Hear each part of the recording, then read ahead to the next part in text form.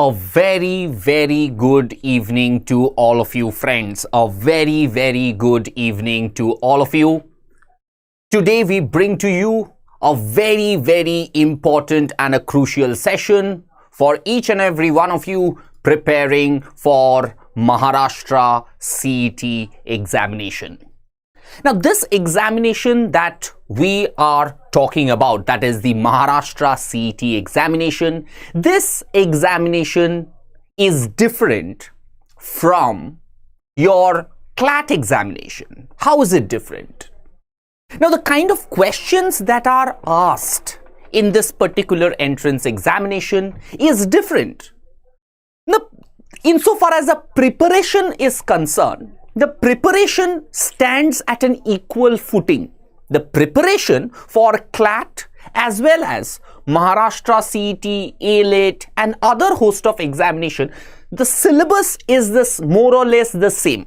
But the kind of questions that come in this examination is different. Now, primarily in your Maharashtra CET examination, insofar as your legal reasoning section is concerned, the kind of questions you get in over here is principle and fact-based questions. So the kind of questions that you get over here are principle and fact-based questions. Whereas in your CLAT examination, most of you have prepared for CLAT, you have sat for CLAT and all. So the kind of questions you get in CLAT, they are all passage-based questions. That means in a particular passage, you will be provided with certain information.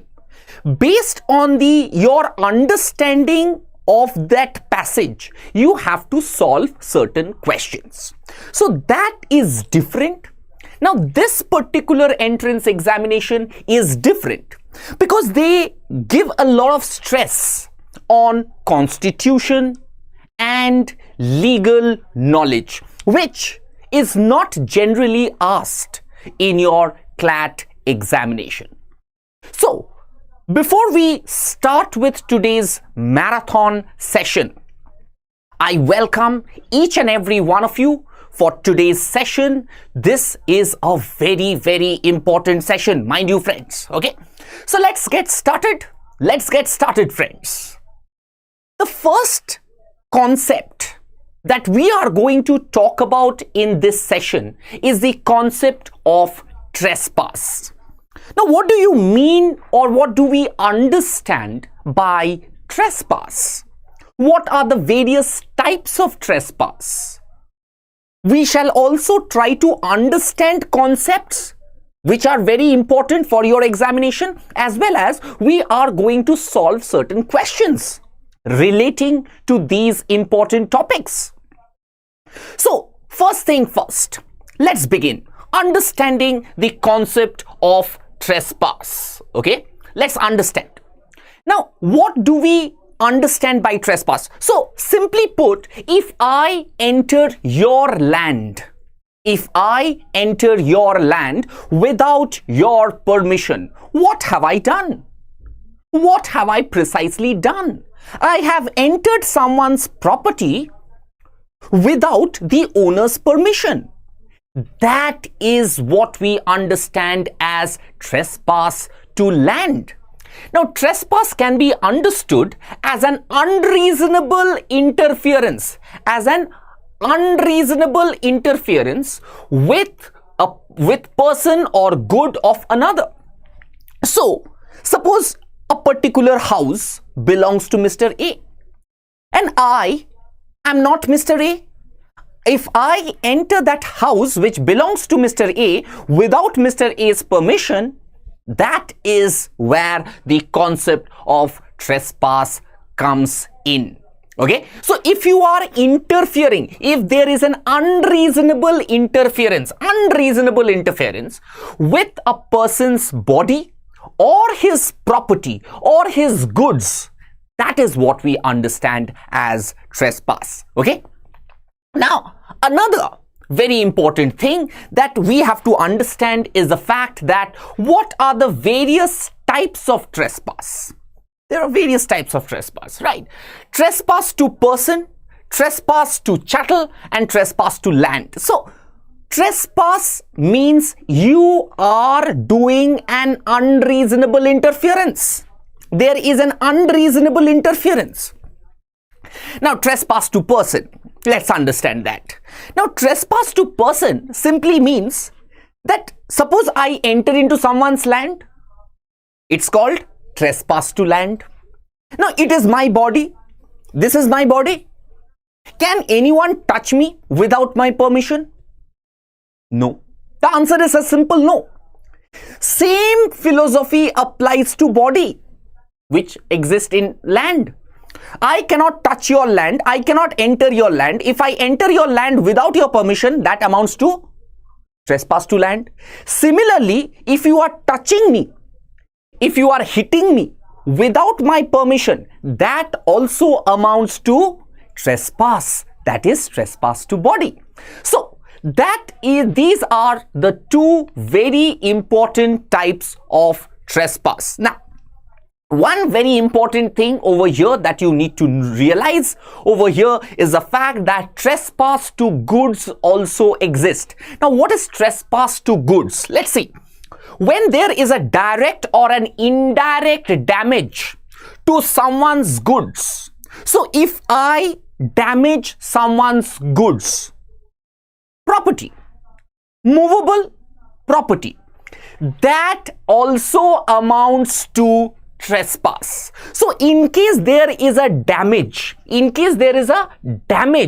that takes place, that also precisely comes under trespass. Okay, when there is a direct or an indirect damage to someone's goods, or when goods are wrongfully taken away from the rightful owner, that also comes under trespass to chattel.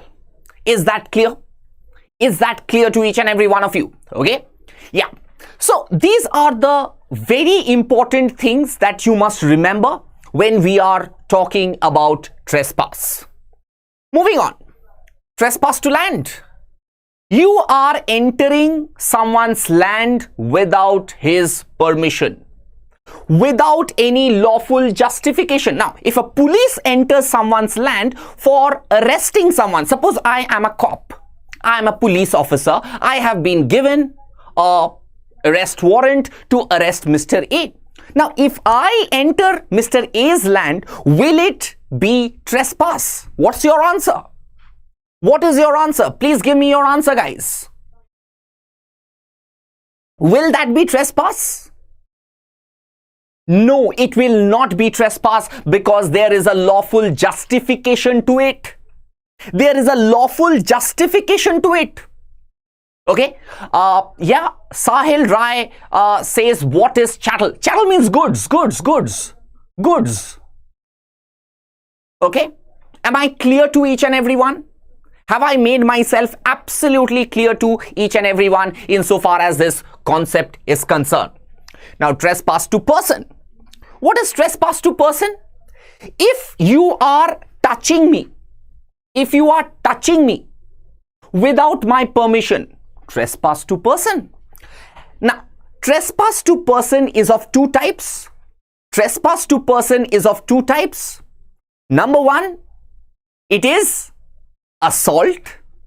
The next one is called battery. So what is assault? There is an apprehension of a threat. Now suppose, I'll give you a simple example. Suppose you and I are there, is the only two person present in a particular room.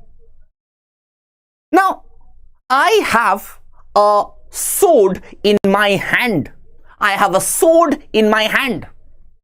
Now, I am saying to you, I am going to kill you. You are under a fear. There is a fear inside you. That fear inside you is called the apprehension of threat. That is called assault. So, there is no physical touch. Mind you, friends. But it is called assault. So, the apprehension of threat is called assault. So, if I raise my hand to slap Mr. A, that is assault. This is assault. But when there is a physical touch, it becomes battery. Am I clear? Have I made myself abundantly clear to each and every one of you? Nishant Dubey, sir, tell in Hindi also. Okay, अगर assault क्या होता है और battery क्या होता है? Assault means एक apprehension of threat होता है. मैं अगर आपको थप्पड़ मारने वाला हूं तो आपके अंदर जो डर रहेगा, that fear, that is called assault. Battery means the act of physically touching the other person. The act of physically touching the other person, that is called battery. समझ में आया? Okay? Is that clear? Yeah. Okay? I think I have made myself clear to each and every one of you. Okay?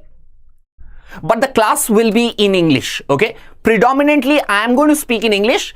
Once or twice, if you ask me to explain something in Hindi, I can do it. Okay? But I have certain problems with Hindi also. Okay? Okay. Chalo. Let's move ahead. Now, let's look at some landmark judgments. The first one is up there on your screen. In this particular, you don't need to remember the name of the case. You are not required to remember any name of the case. Now, in a particular case, the court held that search and seizure with statutory authority on the premise of appellant do not constitute a trespass. Now, suppose there is a raid.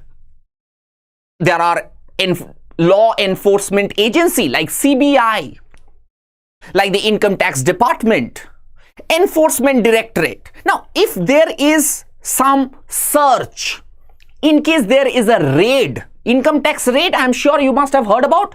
So, in case there is a raid or a search by a authority which has the power to do it, it does not amount to trespass. It shall not amount to trespass. Have I made myself clear? Is that clear? So, there is a lawful justification. So, there is a lawful justification. When there is a lawful justification, it does not amount to trespass, dear friends. Am I clear? Okay, let's move ahead. Now, another important judgment. Let's see. You are not required to remember any name of the judgment. Bhavani Balu says, do you know Tamil? I am really sorry. I would love to know that language, but unfortunately, I don't know Tamil. Okay, I can only say Vadakkam. Okay, if that satisfies you. Okay, chalo. So, in a particular case, the court held that performance of hysterectomy and salpometry on the patient. Now, what are these? These are certain unauthorized invasion on a person's autonomy over the body. Now, for example, now suppose there is a surgery. Does it amount to trespass? Suppose a doctor is committing a surgery on a particular person. Does it amount to trespass? No, it does not. Am I clear? Is that clear to all of you? So, in case a patient goes and there is a surgery, there is something like this, that does not amount to trespass to body because you have given your consent. Is that clear? Is that clear to each and every one of you? Okay? Chalo, let's move ahead. Another case. Now, what did this particular case Indian Bank deals with? It said that a license does not create possession and it is discretionary on authority to revoke the license and dispossess the petitioner if any irregularity persists. Now, here is a particular case which says that if a license is given, suppose alcohol license. You cannot open an alcohol shop without a license. Now, taking away that license does not constitute trespass. Is that clear? Very important.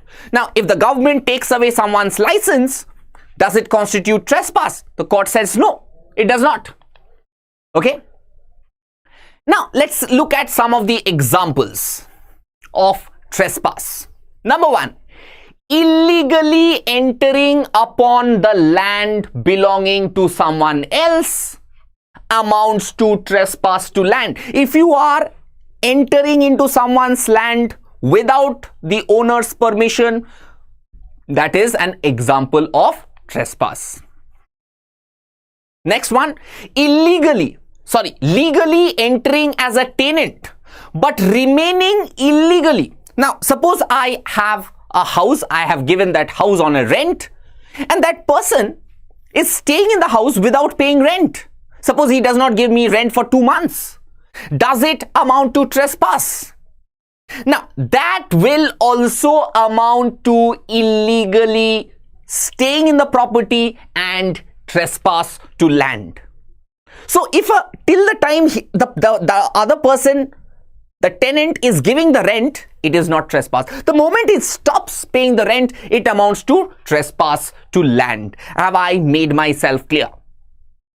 Okay?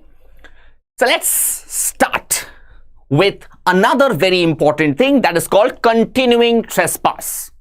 Now, what do you mean by continuing trespass? It means that every continuance of trespass is considered as a fresh trespass. Now, if you are staying in my land without my permission for a good amount of time, that is called you are continuing the trespass. You are continuing with the trespass. So, the thing is simply this, that if you are a tenant in my house, you don't pay the rent, and you are staying there for a good amount of time, that also amounts to trespass, continuing trespass. Is that clear? Let's see. Let's see how much you have understood. Okay? Up on your screen is the principle. Read the principle very carefully. Okay? Trespass does not require intention. We are right now dealing with law of tort. In criminal law, mens rea plays an important role. But in law of tort, mens rea has nothing to do. Okay? Let's read the facts.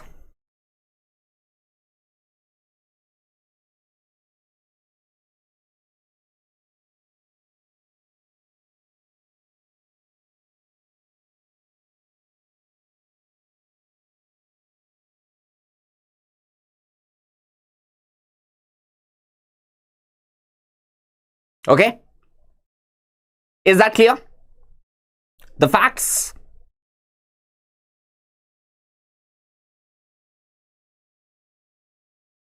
Okay, moving on to the options.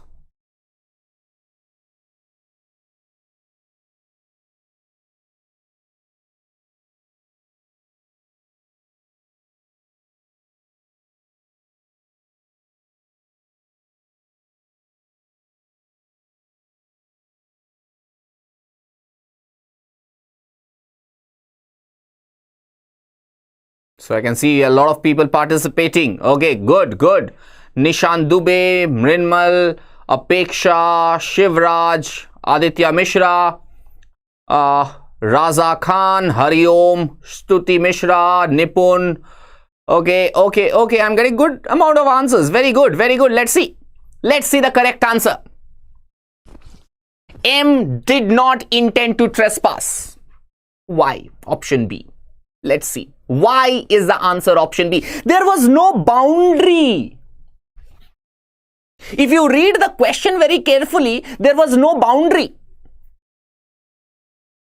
Now, in case there is no boundary, how do you understand which land belongs to A and which land belongs to B? Right? Am I clear? Good. Let's solve another question. Let us solve another question. And do not forget to press the like button and share this video with your friends, okay?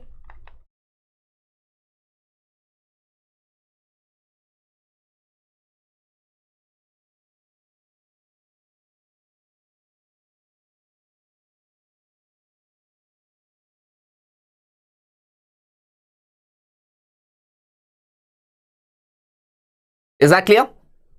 Any direct physical interference with goods in somebody's possession without lawful justification is called trespass to goods. Suppose this mobile phone does not belong to me. Suppose this particular mobile phone does not belong to me. And I take this mobile phone from this table and I keep it somewhere else. Okay? Does it amount to trespass to goods? Does it amount to trespass to goods? Yes, it does. Yes, it does. Okay?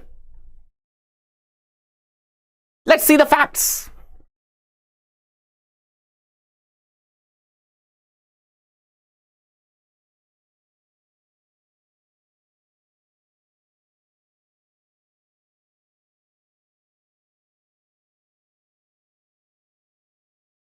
Read it carefully.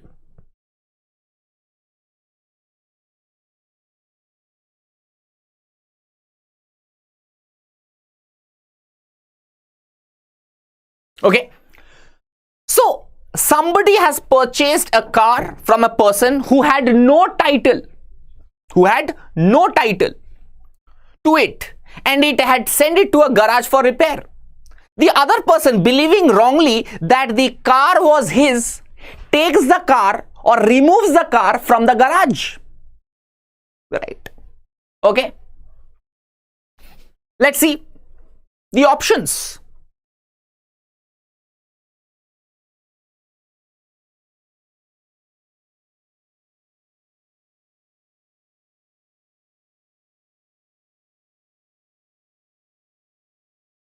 Let's see the options. Tell me, read it carefully and tell me what is the correct answer.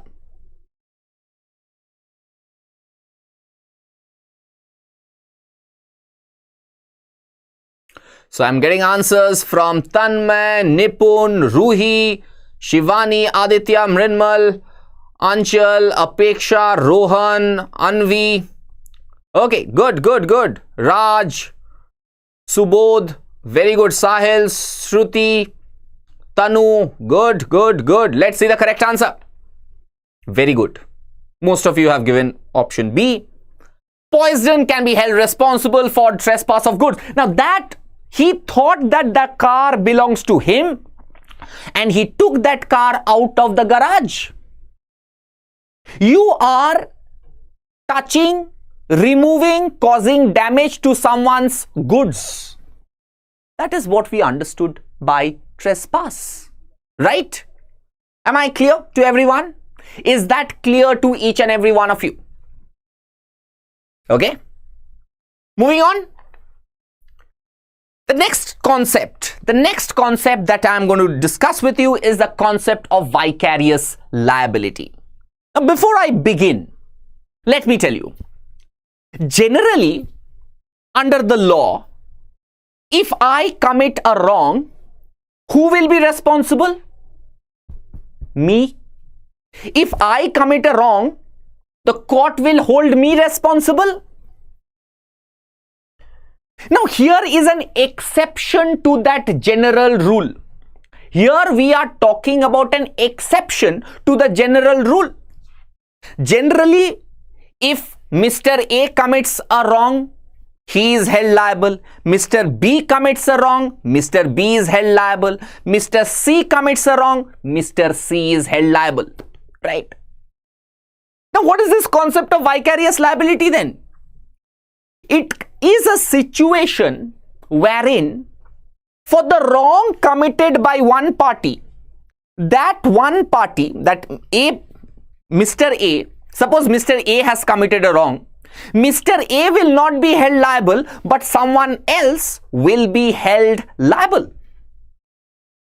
So for the wrong committed by Mr. A is not held liable, someone else is held liable. Why? Why does it happen? When does it happen? And what is the reason for happening? Now the answer is precisely this. Suppose I tell my servant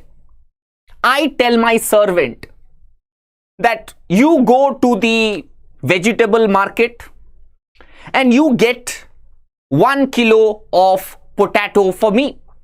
So if I tell my servant, go to the vegetable market and buy 1 kilo potato for me, I am authorizing that servant to do some act on my behalf. I am authorizing my servant to do something on my behalf. Who is going to eat that potato? Me. Is my servant going to eat it? No. So the law says that if I have asked, if I have directed, if I have authorized someone to do something, and while doing that authorized act, if my servant commits a wrong, if he commits a civil wrong, who will be held responsible? Who? The master. The master will be held liable. Have I made myself clear? Okay. Let's see. I think I have explained to you. Where the master is held liable for the wrong committed by the servant, principal is held liable for the wrong committed by the agent.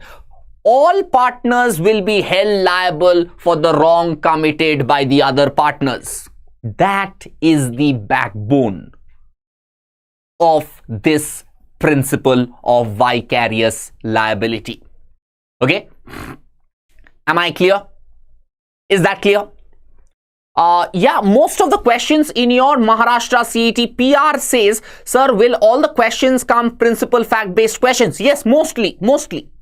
Yeah, insofar as Maharashtra CET is concerned, the kind of questions you get, they are all principal and fact-based question, which used to appear in CLAT prior to 2020, right? Yeah. Did you all understand? All of you?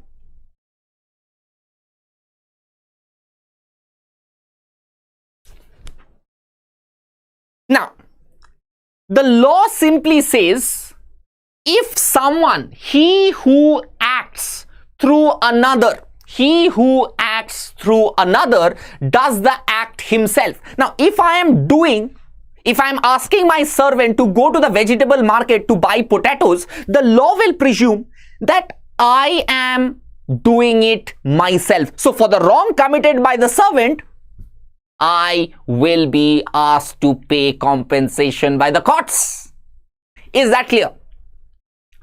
Of course, you might get assertion and reasoning question and a lot of legal knowledge questions also for this particular Maharashtra CET. Okay, I'm going to talk to you about this in some time. First, let's understand, okay, vicarious liability. So there is a particular concept wherein for the wrong committed by one party, that party is not held liable, someone else is held liable owing to a particular relationship.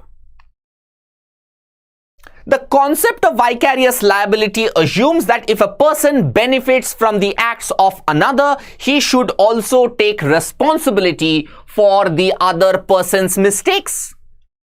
That is very, very important. This particular thing is super important for each and every one of you. Okay? Now, what are the essential ingredients of this particular concept of vicarious liability?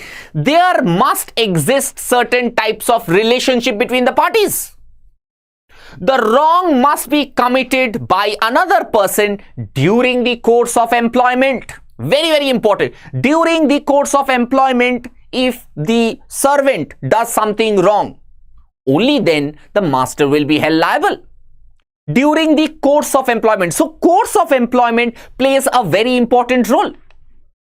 Similarly, it is said that one of the other essential is what type of relationships are covered under vicarious liability. Many relationships, master-servant relationship, owner and independent contractor, partners in a partnership firm, principal and agent, company and director. So these are the various relationships which are included under the principle of vicarious liability. Okay? Okay, is that clear? Is that clear? All of you? I'm sure that you guys are also taking down notes of this class, because this is a marathon round wherein you have full chance of getting into Maharashtra CET, okay, of cracking this particular entrance examination. Okay.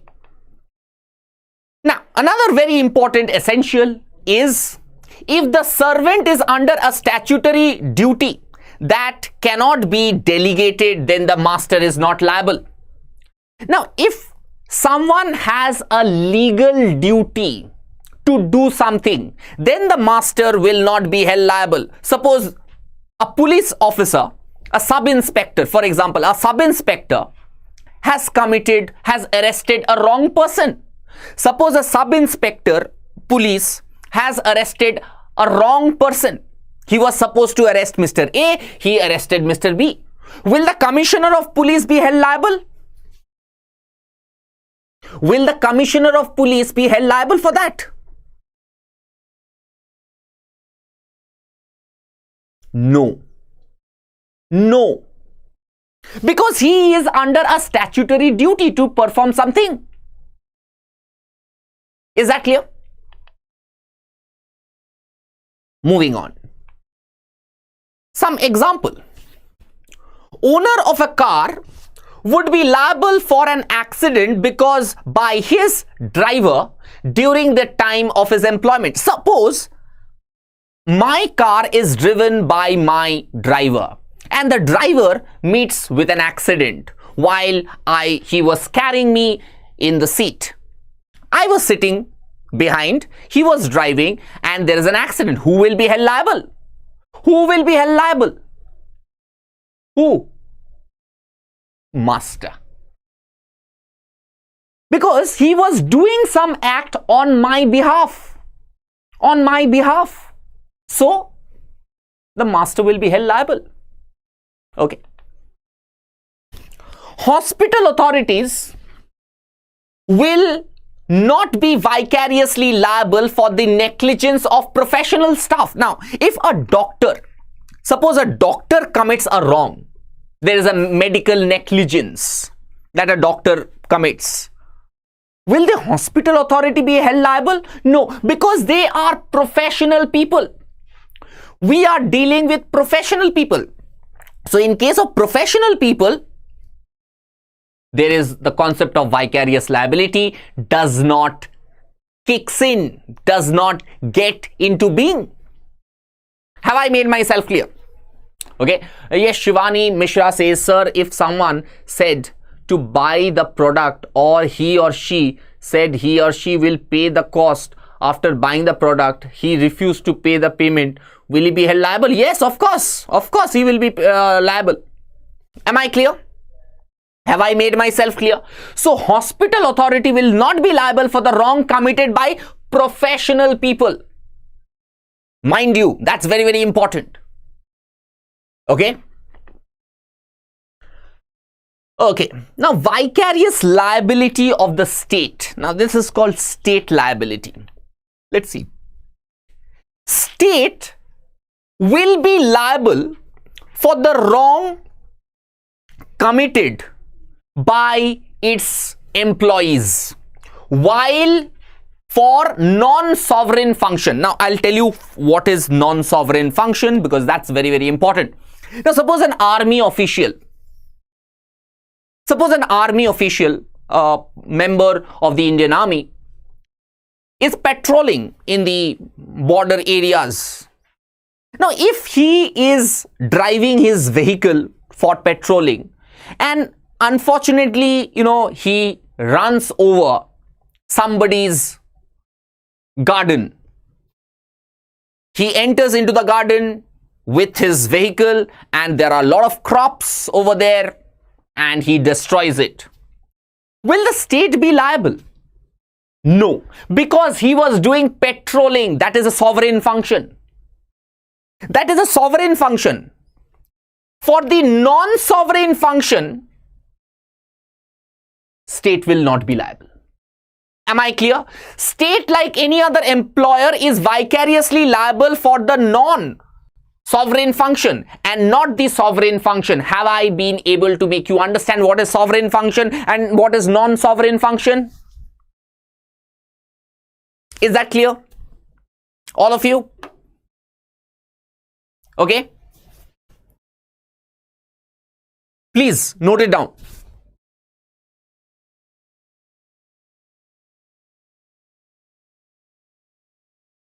Okay.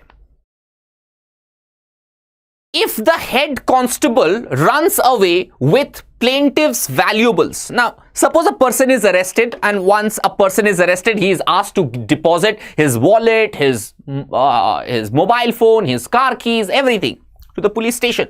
Now, if the head constable who has collected those goods runs away with these valuables, state will not be liable because the act of seizing the valuable was done by the head constable in exercise of his statutory powers.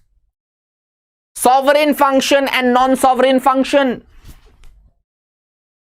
Am I clear now? This example gives you an understanding of what is a sovereign function and what is a non-sovereign function. Okay, everyone? Is that clear? Everyone? Okay, fantastic. Destruction of property by police will also not make the state liable because the functions of the state is to maintain law and order, which is a sovereign function. So for sovereign function, state is not liable. Non-sovereign function, yeah, state is liable. Am I clear now? Are you guys able to understand?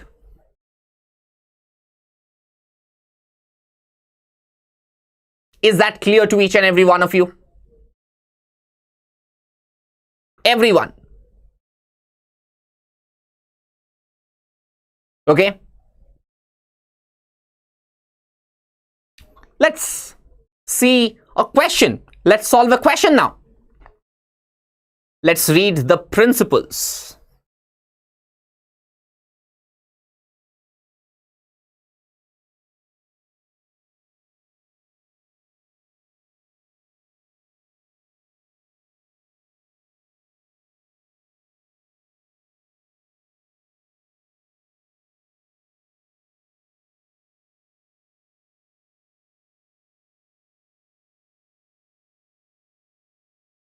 Read the principles very carefully.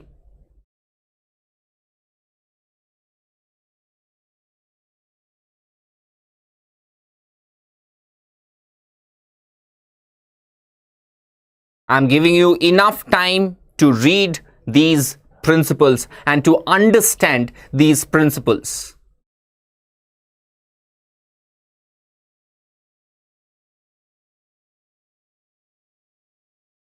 Right? Are we done? Are we done?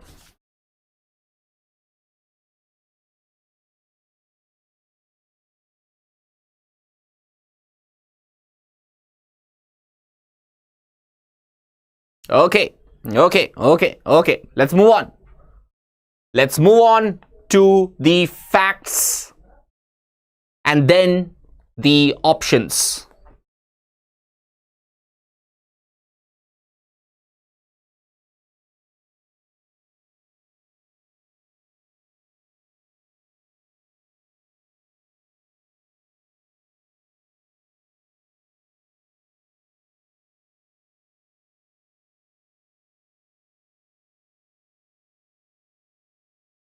Now, Tom Cruise give some money to his neighbor Kate Holmes. Some good names out there, right? Yeah. Kate here is the neighbor of Tom and is also the cashier of a bank. And suppose I have a neighbor who happens to be a bank cashier. So I have to deposit some money with the bank. So what do? I give that money to him and tell him, go and deposit it in my account. Instead of doing the needful, Kate misplaces the money. There's a misplacement of money, right? The question is, will the bank be liable for the wrong committed by Kate Holmes? Kate Holmes is an employee of the bank. He's a cashier of the bank. She is a cashier of the bank. The question is the bank liable under vicarious liability principle? Okay, read it once again.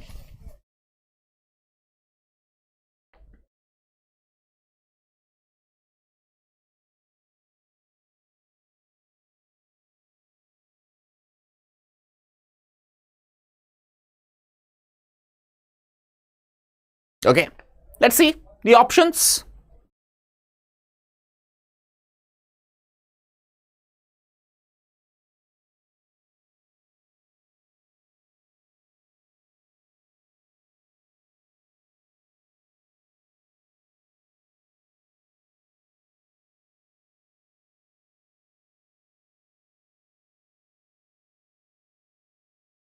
Please tell me, amongst the four options, which of the option is the right answer?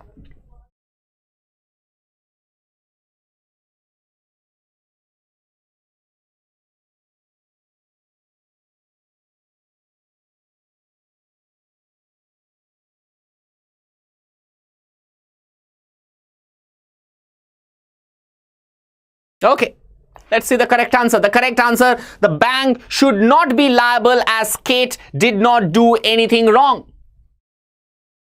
It was done outside the course of employment. Okay. Now, although Kate might be an employee of the bank, yes, I understand.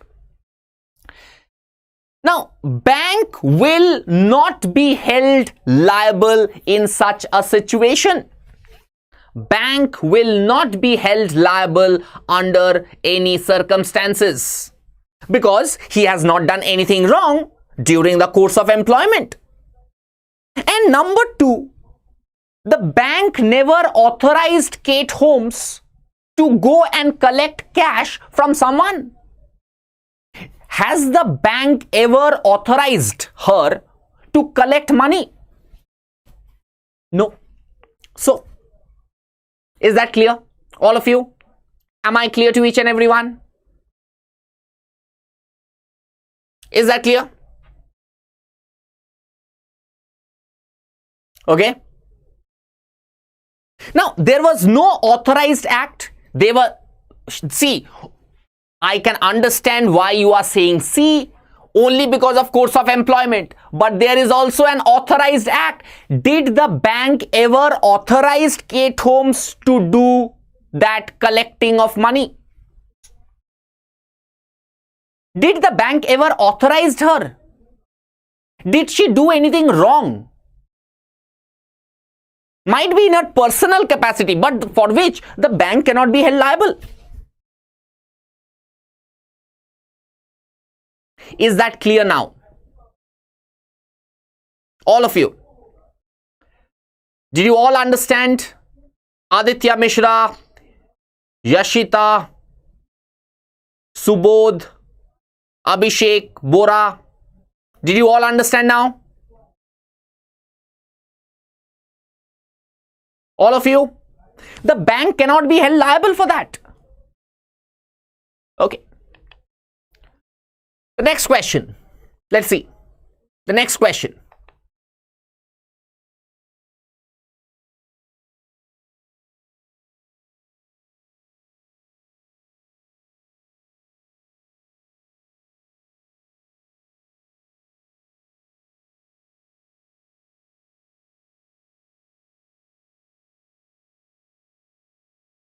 Master is liable for the acts of the servant done in the course of employment.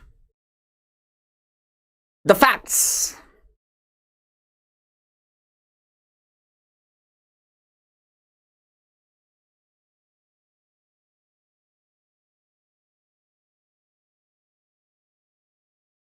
Now, suppose you have a servant in your house. He is staying in your house in the servant's quarter. And one night, the servant is beating up his wife. The servant is beating up his wife. Now, there is a wrong that is being committed against the wife. Who will be held liable? Who will be held liable in such a situation? Who will be held liable? Please tell me that.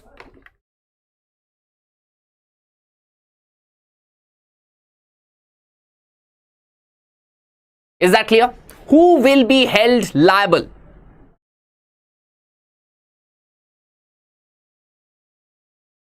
Let's see. Tell me.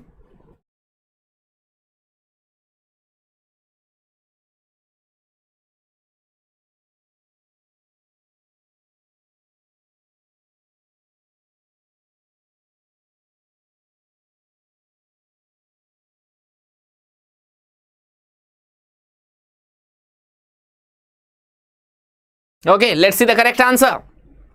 Let us see the correct answer. The correct answer is stud is not liable. Stud is not liable at all. Because he is the master. Has he authorized his servant to beat the woman? No. Was it done during the course of employment? No. Then, am I clear, all of you? So these are the kind of questions that you can expect in your examination. Okay. The next question, question number 5.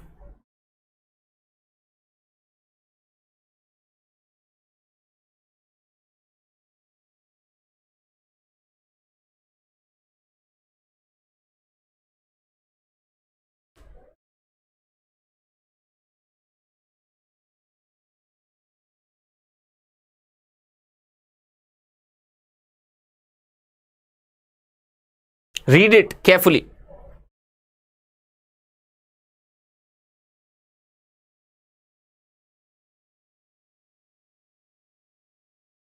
Read both the principles very carefully.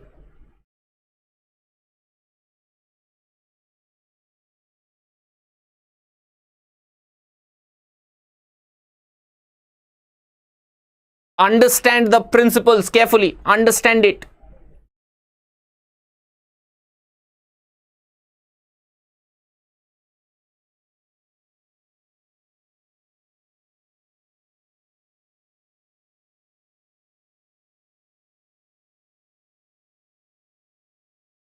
Okay.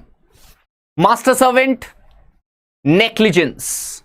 These are the two principles that have been provided in so far as question number 5 is concerned. Let's see the facts.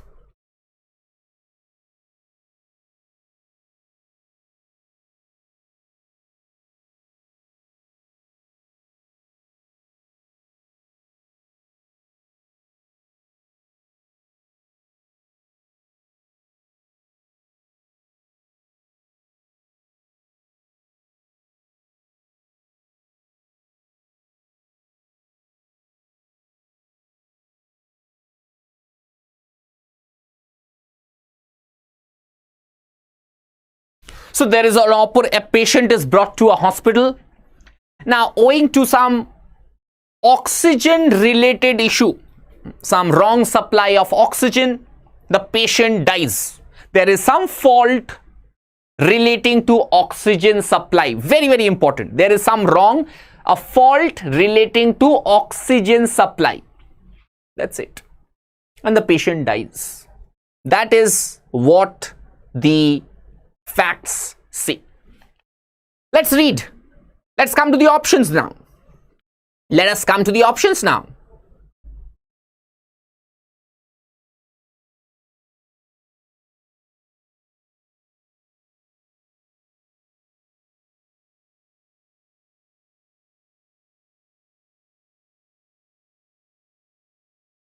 Now, in a hospital, you definitely expect proper supply of oxygen.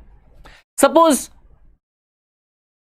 a person is to be admitted in a hospital. Will you think that whether the hospital has good oxygen supply or not? Why are you opening a hospital if you do not have proper supply of oxygen?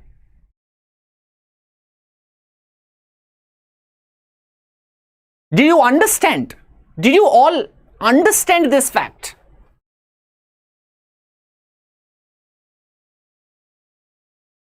Okay. Okay. Most of you have given option B as the right answer. Since you guys have already given option B as the right answer, it has to be option B. Glenn would be liable because there is a master and servant relationship between Glenn and the surgeon or hospital staff. Am I clear? Is that clear? Read the principle carefully. Based on your understanding of the principle, use the ingredients that are given in the principle in the facts, you come to the answer. Okay. All of you.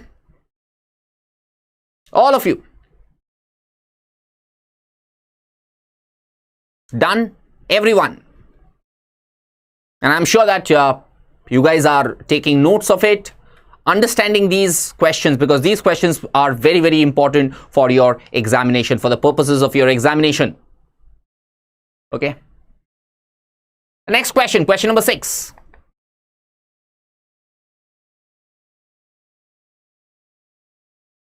More or less the similar type of principle.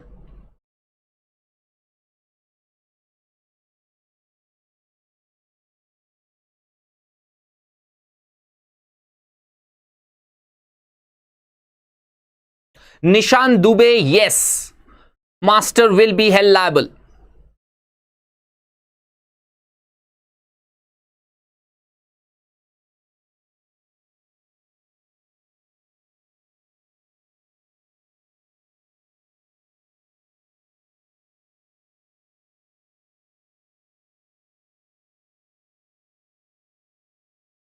All of you, go through this two principle very carefully, understand it.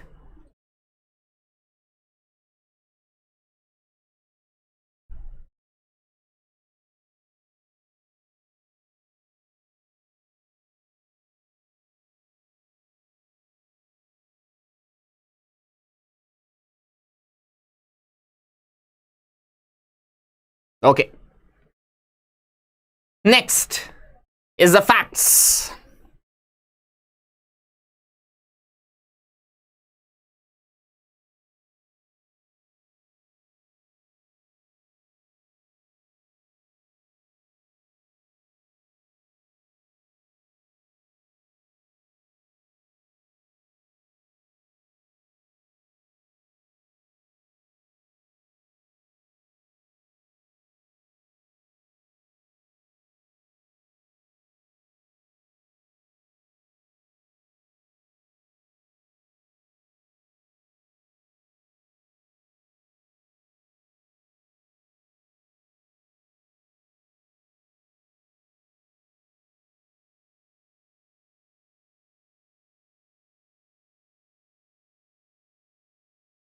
Read it.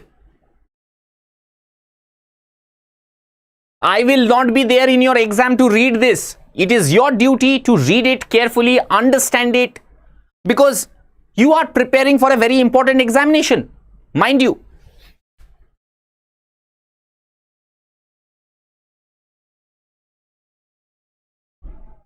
Okay.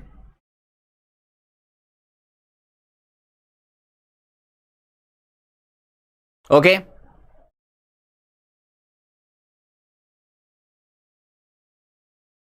Okay. Fantastic. So did you read this particular facts? Have you understood this particular facts?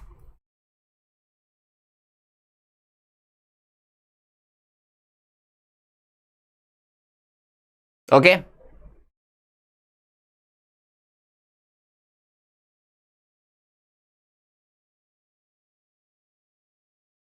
Let's come to the options then. If you have read it, if you have understood it, let's come to the options then.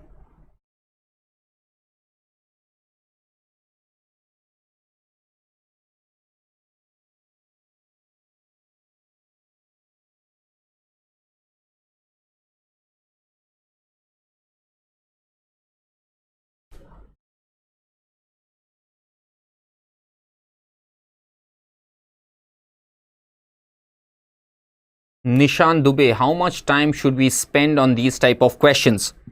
Rationally speaking, you should not spend more than 40 seconds, 45 seconds per question. You must not spend more than 45 seconds to solve these kind of questions, because these are not very difficult questions to solve. Aditya Mishra, Awadh, Yashita, Sethal, Siddhi, Sarika, Oshini Gupta, Apeksha, Jagriti, Tosif. Okay, most of you have given me the right answer. All of you. There is not even a single person who has given me a wrong answer. Lovely. Lovely. Very good. So, answering a question is not difficult, friends. Answering a question is not at all difficult if you have understood the principle properly. Now listen to me. 1 minute. Now, since you are giving a very important examination, you must take care of time management also. I am explaining you certain principle. It's an online thing on your YouTube channel. So, somebody might have some internet issue, somebody might have some technical issue. That's why we are giving you such long period of time to solve these questions. But in reality, in your paper, you should not spend more than 40 to 45, maximum 50 seconds to solve these questions. Am I clear? Is that clear? Is that clear to everyone? Okay, is that clear? Okay, let's move on. Negligence. What is negligence? What do we mean by negligence? Somebody owes a duty of care. Suppose a doctor has a duty of care towards his patient. Now, if the doctor does not take care, so there is a duty of care, a doctor must take care of the patient. Now, suppose I go to a doctor because I'm having a headache. Because of an headache, I go to a doctor. I tell the doctor that, Dr. Saab, I'm suffering from a headache. The doctor negligently gives me a medicine to cure stomachache.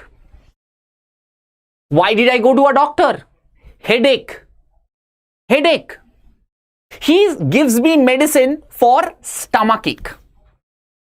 Has he done the right thing? Has the doctor done the right thing? Please tell me. The doctor did not do the right thing. He has given me something. He owed a duty of care towards me. He owes a duty of care towards me. But there is a breach of that duty of care for which I have suffered an injury. My headache was still there even after I went to a doctor. So that is what is called negligence. Another example. Suppose you go to a dhaba to eat, a restaurant to eat with your family. You start eating, you have ordered for a mutton biryani or a chicken biryani or whatever. You take the first bite, wonderful. The second bite, wonderful. The third bite, you see the hair of the chef. So sad. Now, the chef had a duty of care to take care of the food so that his hair is not there. His hair is not there. But there is a breach of that duty. There is a breach of that duty, right? That is called the concept of negligence. Read it. A failure to meet a standard of behavior established to protect society against an unreasonable risk. It is a lack of duty of care that the person owes towards other. Duty of care. There exists a duty of care. There is a breach of that duty of care, and as a result of which someone suffers from an injury. That is precisely what we understand by negligence.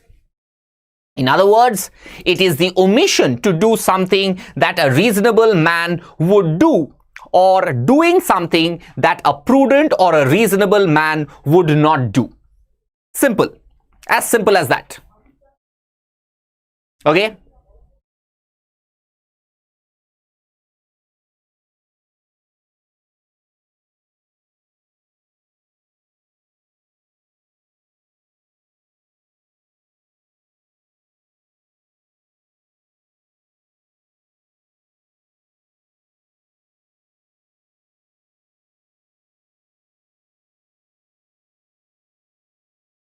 Okay.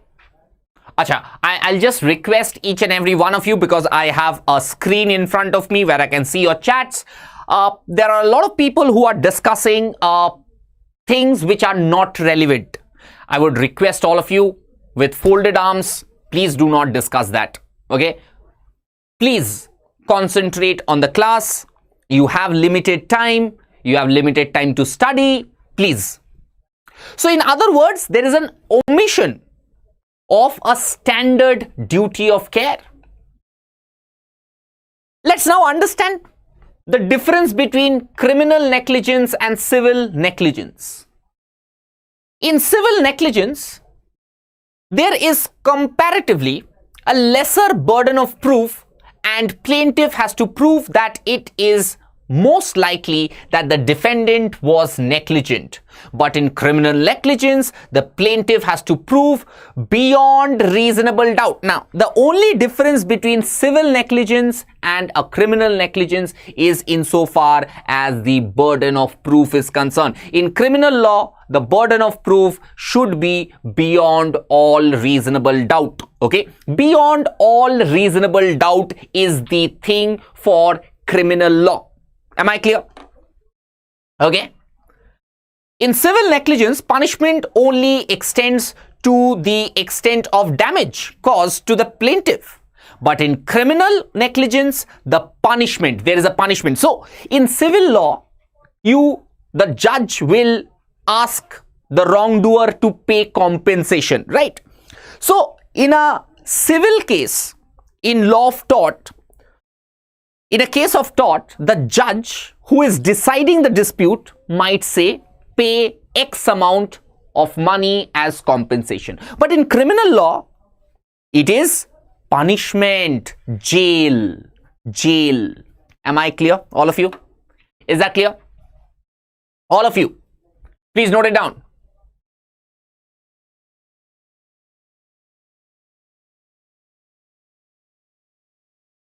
Is that clear? All of you.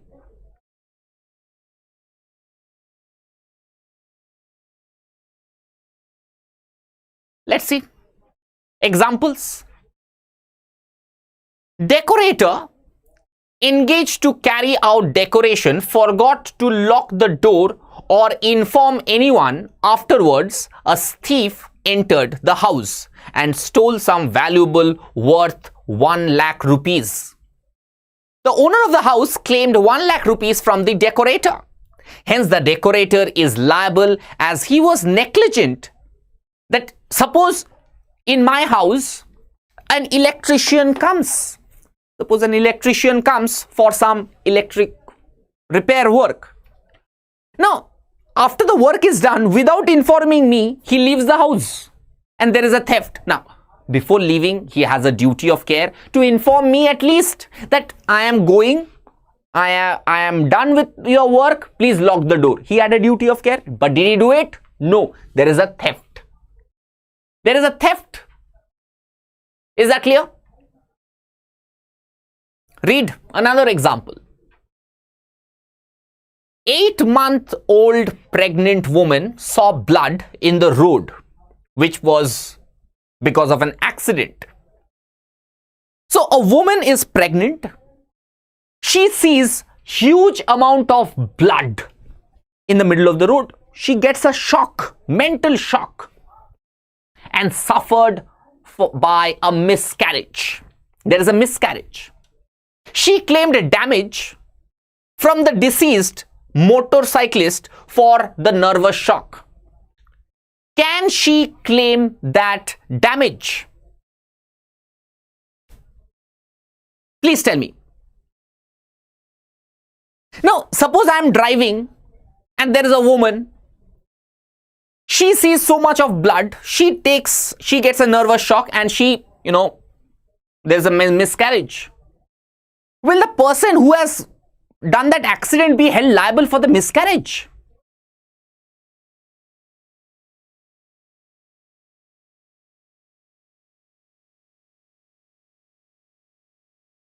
Can she claim compensation? Is it proximate? The question is the injury proximate? The answer is no. So, you cannot claim any compensation. Have I made myself abundantly clear to each and every one of you? Have I made myself abundantly clear to each and every one of you?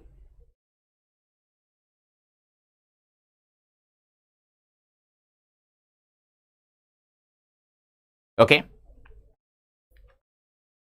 Read another example. This is that famous case called Donaghi versus Stevenson.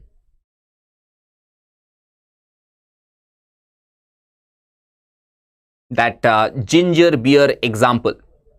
If you remember, I have explained to you in the classes. Those who are students of BYJU'S exam prep, they must know it. So, two people go out to have some alcohol in a restaurant. In those countries, in European countries, you go to a restaurant, you can order for beer, gin and all, wine. Now, so two people ordered for some alcohol, beer. Now, they asked for ginger beer. Now, in India, you don't get all these kind of things. In those countries, you do get ginger beer and all. So, the waiter comes and pours ginger beer in the glass. First drink, beautiful. Second drink, beautiful. Third drink, from the bottle, a snail, a dead snail comes out. A dead snail comes out. Who is liable? Who is liable? The company which manufactures ginger beer or the restaurant owner?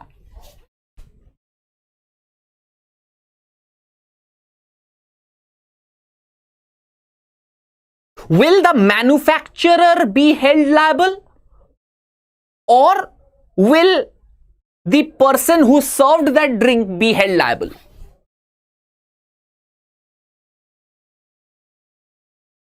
Please tell me. Beer company, Yash Pandey. Very good. The manufacturer will be held liable. Did you understand now? Did you understand the concept?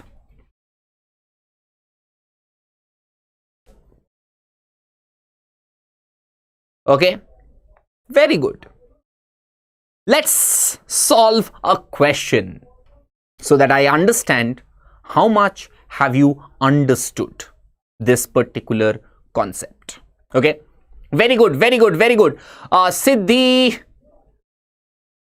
Avdhi, Anupama, Raj Rajeshwari, Sachi, Sathil, Sarika, very good. Apeksha, Good. Osini, Jyoti, Krishna.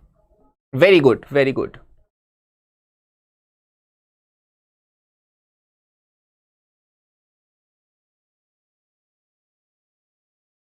If you are driving a vehicle, you must be sure that your car is absolutely fine. If you are driving a vehicle, if you are taking out a vehicle in the road, you must be sure that the brakes are working, the clutch is working, the steering is proper, the accelerator is working, everything, right? The handbrakes are working, everything. That's what the principle says. Whoever drives a vehicle is legally bound to take reasonable care of the vehicle.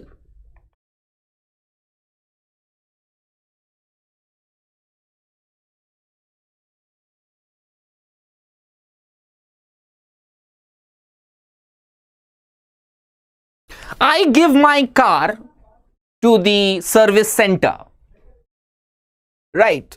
So I give my car for some repair work in the service center. Now the service center people, what they have done, they are testing the car, they are driving the vehicle. During the test drive, which was done by the service center, to test the speedometer, owing to certain problems of the vehicle, it hit a vegetable seller. The car hits a vegetable seller. Who is liable? The owner of the car or the service center people? Simple question. Is that clear? Is that clear?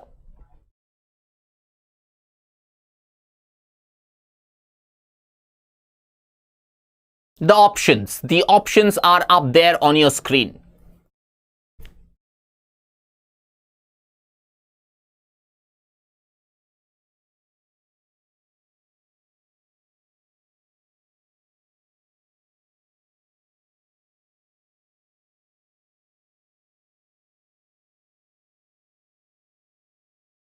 A very simple question.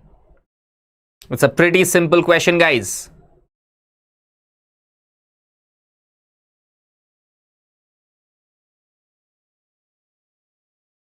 Ruhi, Tanu, Nipun, Rajeshwari, Anvi, Subodh, Kusum. Okay. A number of, Jyoti, Lucky, Apeksha, Harshavi, Anupama. Very good. Let's see the correct answer. Everyone has said D. The answer has to be D. You guys are good. You guys are really good. So, you guys understand how to solve questions.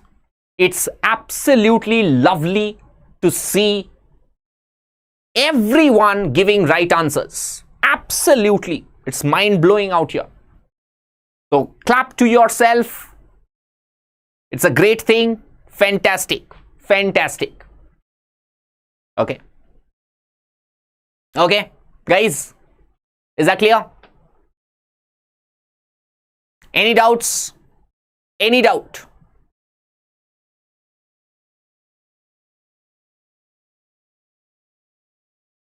Let's solve another question.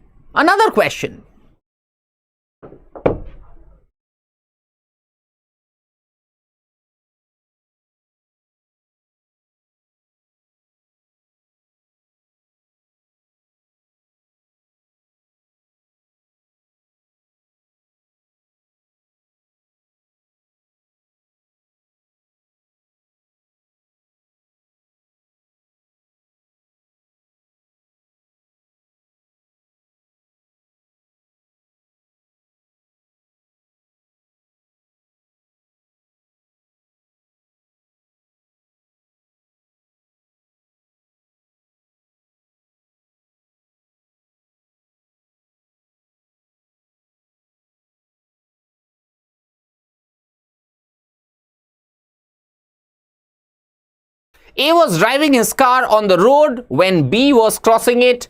B stopped to look at A and got hit by another car from a different direction. Right?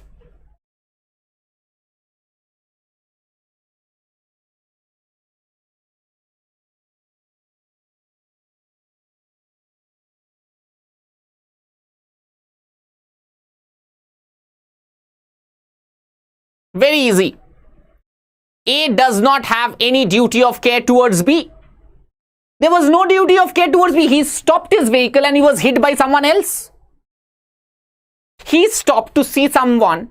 He is hit by someone else.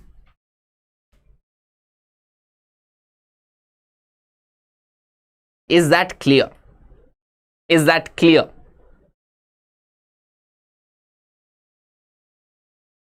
Okay, all of you. Okay, moving on. The next question. 9.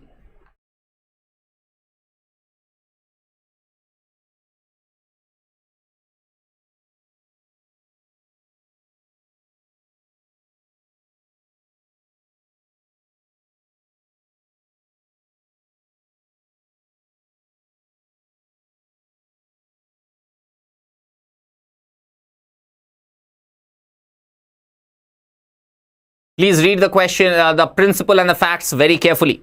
Okay, please read the principle and the facts very, very carefully.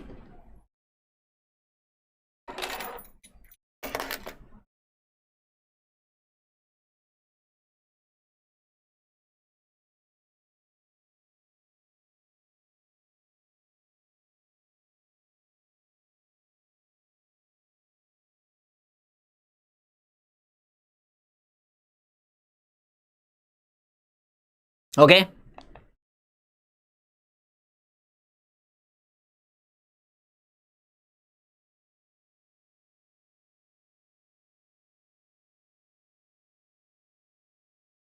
Now, municipal corporation has a duty to take care of the roads.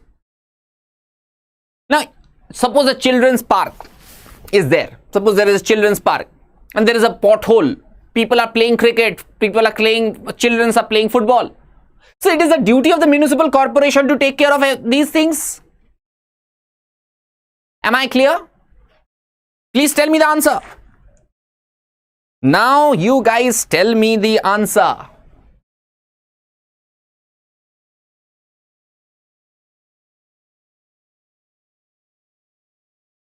Very good, very good, very good. And the correct answer is?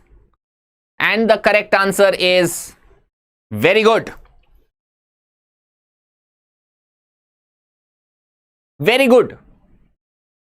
You guys are solving brilliantly. Superb, superb, superb.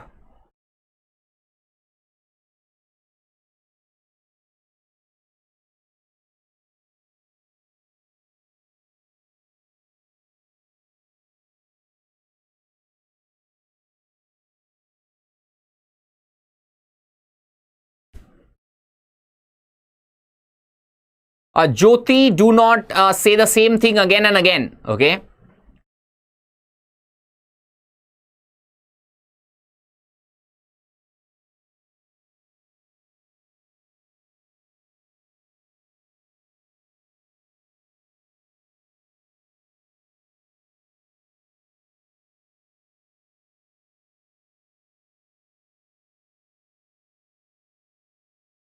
All of you.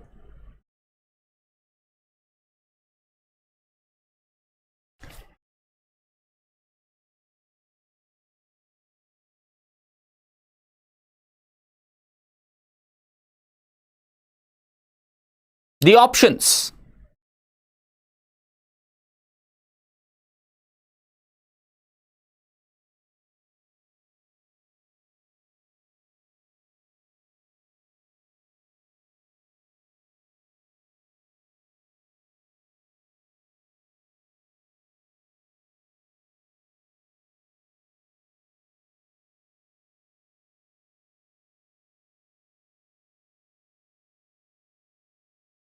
Let us see the correct answer then. A is not liable. Option C. Option C is the right answer. Option C. A is not liable. Am I clear? Is that clear to everyone?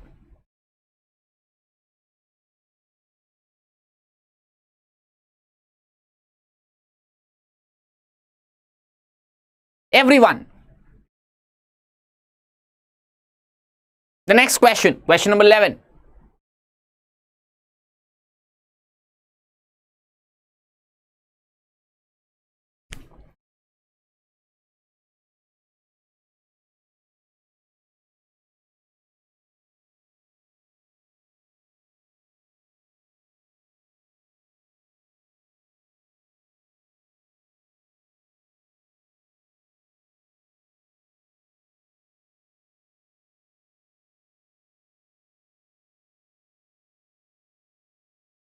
Okay. If a person is not taking due diligence in order to avoid consequence resulting out from the negligence of the defendant, then the liability of negligence will be on both of them. Okay, that's called the principle of contributory negligence. Okay, the principle of contributory negligence. If two people, now suppose I'm driving my vehicle in the right direction without headlights in the night, and somebody is coming in the wrong way and there is a collision, there is also my fault, there is also his fault. So that gives rise to a case of contributory negligence, right?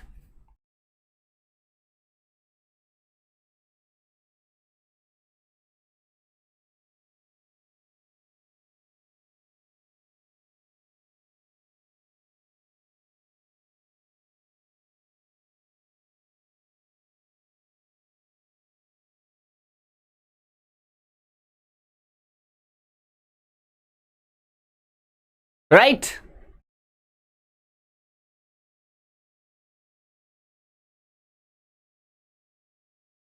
Okay.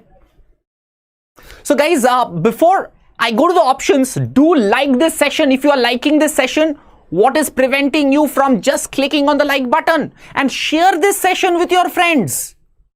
Because these are free sessions we are conducting from BYJU'S exam prep for everyone.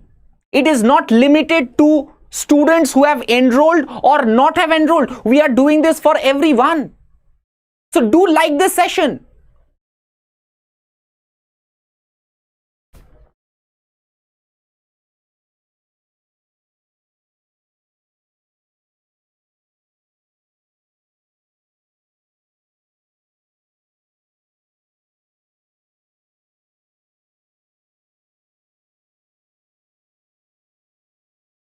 What is the answer? What is the answer? Let's see. Very good. Very good. I told you, I have given you the hint of the answer itself while explaining you. I have more or less given you the answer. It was just to type it down. Option C. I told you contributory negligence. When two people commit a negligence, both will be liable. Both will be liable. As simple as that. Right? The next question.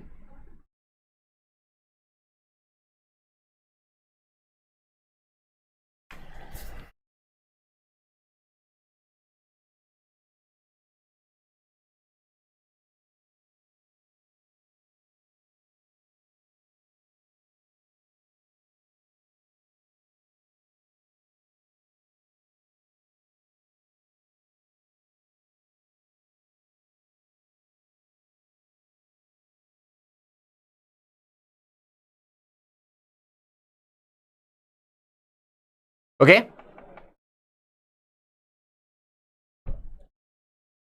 Please read the principle.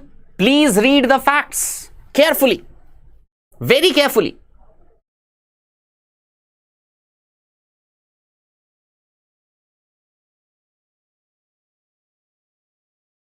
Okay. Everyone.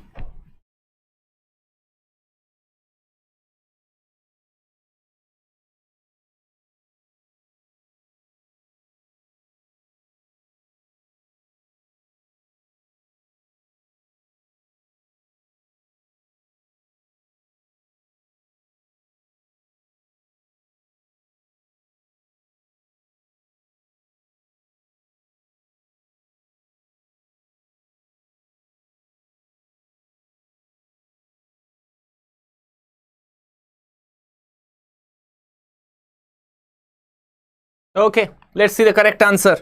Everyone is saying option A, that A is liable. A is liable. A is liable because you have said so. Because you have said so. You understand these things. See, it is not difficult to answer these questions. Now, you might think sometime, sir, this question is very difficult. No, it is not difficult. Read the principle carefully, understand the principle carefully, get to understand the facts, use the principle in the facts and come to the correct answer. How is it difficult? How is it difficult? When people say that, sir, this question is difficult, this question is not solvable, it is wrong. These are easy things to do. Not at all difficult from any angle. Not at all difficult from any angle per se. Okay? So having said that, you must get into the habit of reading the principle, understanding the principle. Unless and until you understand a particular principle, you cannot solve a question. That is again a true thing. Okay, so do keep in your mind that to solve a principle and fact-based question, you have to understand the principle first. Later, then facts, use the principle in the facts, come to the correct answer. Okay. Question number 13.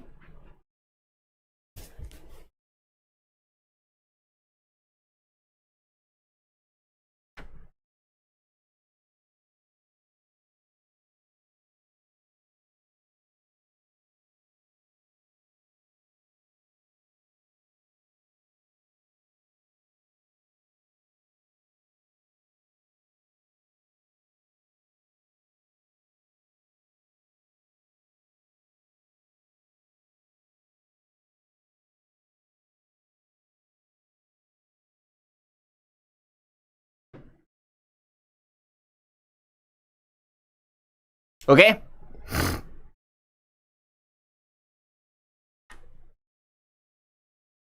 I think this is the same thing. I think this is the same question. Okay. Yeah, this is the same question.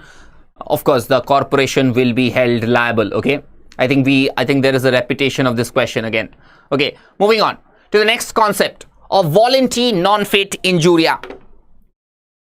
Now, what is this defense of voluntary non-fit injuria in law of tort? Now, suppose I want to play football. I want to play football with my friends. Now, I know that in a game of football, somebody might push me, somebody might kick me, the ball might hit me on my head or my shoulder or my back or my thighs, anywhere, because it's a man-to-man contact game. Now, if the ball hits me or while playing football, I suffer from an injury. You know, there is a cut, blood is oozing out. Can I claim compensation? Can I claim compensation? That's a simple question. Can I claim compensation?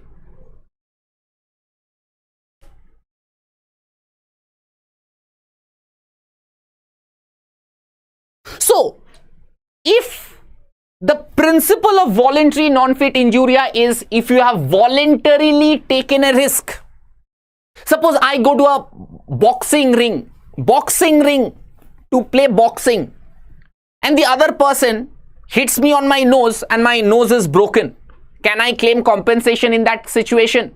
Can I, by any stretch of imagination, claim compensation? The answer is no. I cannot claim because I have voluntarily done something. I knew the risk involved, but even then I did it. So I cannot claim compensation. Okay, this reminds me, I'm not very good in my Hindi.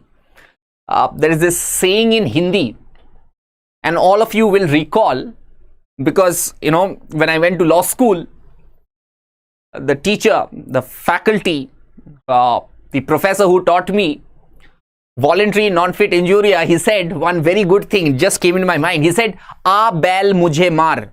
If you are welcoming a ox and tell him, please hit me, can you claim compensation? Can you claim compensation? A बैल मुझे मार. You invite an ox to hit you.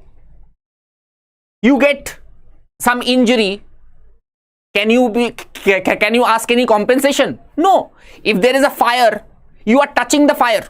There is a fire. You know the risk that if you touch a fire, you might get some burn. Even then you do it. Even then you do it. Can you claim compensation later on? No, you cannot. So to a willing person, it is not a wrong. That is the law. That is the law. Which was your law school, sir? I went to Gujarat National Law University, Gandhinagar. There's a law school there. Yeah, I went to Gujarat National Law University, Gandhinagar. Okay? Is that clear? Okay? If you have voluntarily taken a risk, then you suffer an injury, you cannot recover any compensation. You cannot. You just cannot do it. Because you have given your consent. You have yourself given your consent for the injury.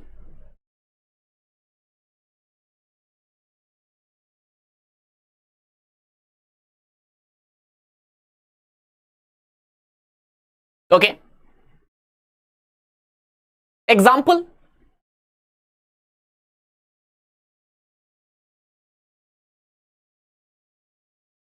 I am giving my vehicle to someone and I know that the brakes are not good. Brakes are not functioning properly. And I tell that person, the other person, that, my brakes are not perfect. You want to drive my vehicle? Fair thought, but my brakes are not working fine. He drives it, meets with an accident. Will I be held liable? I had informed him that my brakes are not working. Understand? I inform someone that my brakes are not working. Even then, the other person takes my vehicle for a ride. An accident. Will I be held liable? Now, rescue cases is an exception to the rule of voluntary non-fit injuria. Now, suppose there is a fire in a building and on the 14th floor there is a woman who is trapped. Mr. A knows that if he enters that building, he might catch fire. There might be some burnt injury on his body. But to rescue someone, he goes to rescue. That for the injury he suffers, he can claim compensation. He can claim compensation. Am I clear? He can claim compensation. Because in cases of rescue, it is an exception to the rule, to the general rule. Okay? Rescue cases are an exception to the general rule of voluntary non-fit injuria.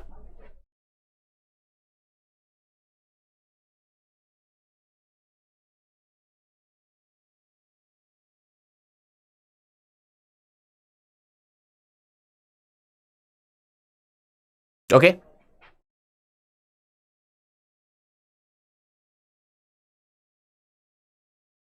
Bungee jumping. Right? How many of you have done it? And where? Where have you done bungee jumping? If any one of you have.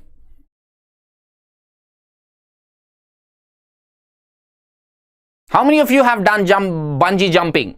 A goes for bungee jumping, knowing well the risk involved in the nature of bungee jumping. Later on, he suffers from injury. Can he claim compensation? Can he claim compensation? A cannot claim compensation because he knew the risk. He accepted the risk. So, did you all understand? Did you all understand this thing? Gujarati people, why are we talking about Gujarati? Somebody says that I am from Gir, jungle, Gujarat. Oh, fantastic, great. There are lions out there. Okay, all of you. Did each and every one of you understand this thing? The next, if an incident happens in a place of work where dangerous activities are being carried out and the plaintiff consent to the danger of the job, the defendant will not be liable if the accident happens. Now, if you are into an activity which is dangerous, you are aware of the danger involved in those activities, and even after that, you voluntarily participate. You cannot, and in some case, if you suffer from some injury, can you claim compensation? Answer is no again.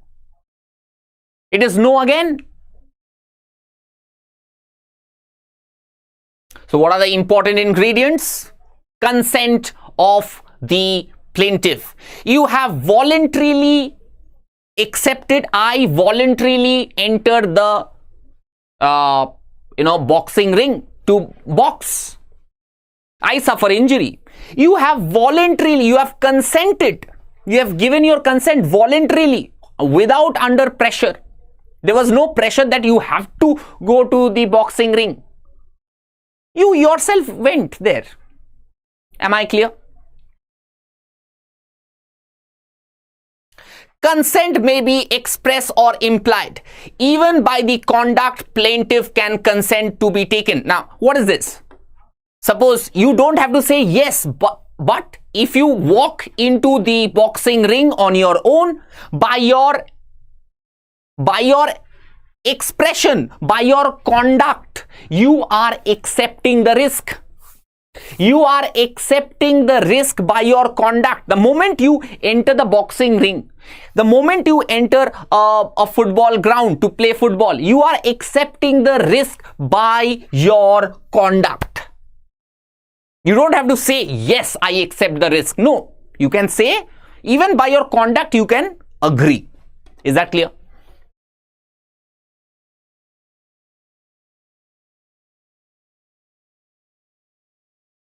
All of you, please note it down.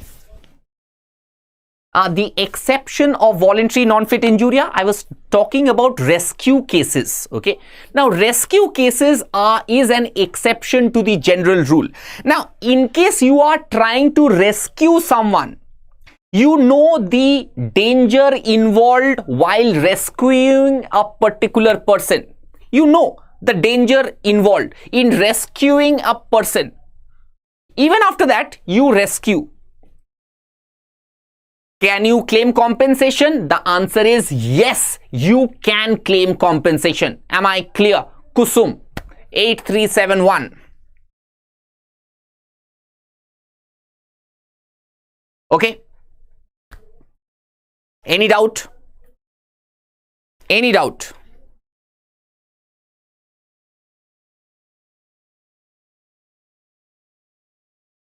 Okay.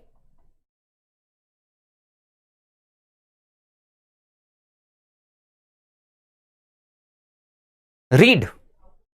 Read. Just read.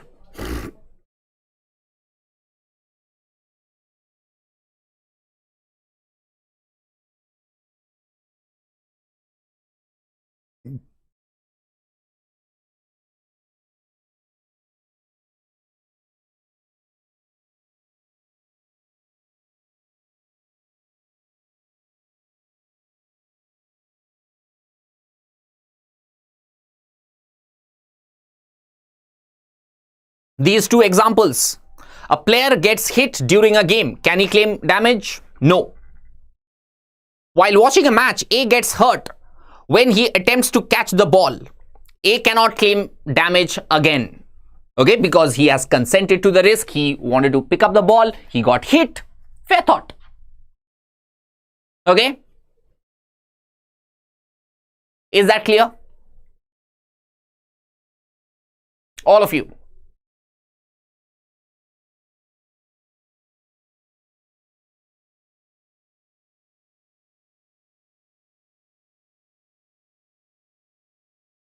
I'm sure that you guys are noting things down. I am sure that you guys are noting things down.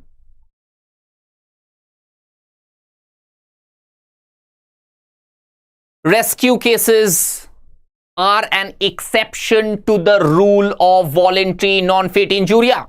Fire caused due to negligence of A gets B trapped inside. C goes to save B and gets his hand burnt. Can he claim damage? Yes, he can claim. He can claim.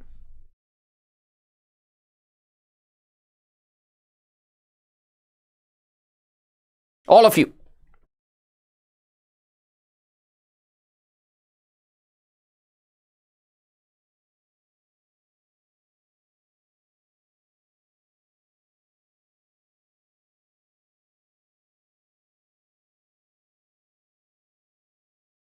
Is that clear? Everyone. Everyone.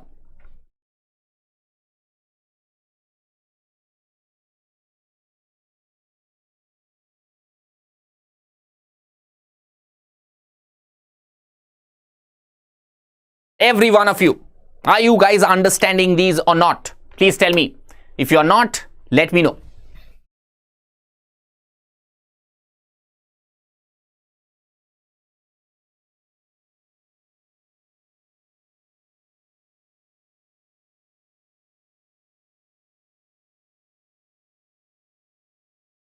Please read. A and B decide to do a gunfight in which B is injured. Here A cannot claim that B's consented was taken because they were doing something illegal. They were doing something illegal, inherently illegal. Can you have a gunfight? Both knew that people had guns in their hand. They could shoot each one. Illegal acts are also not covered. Is that clear? Please note down. Please note down. Please note down.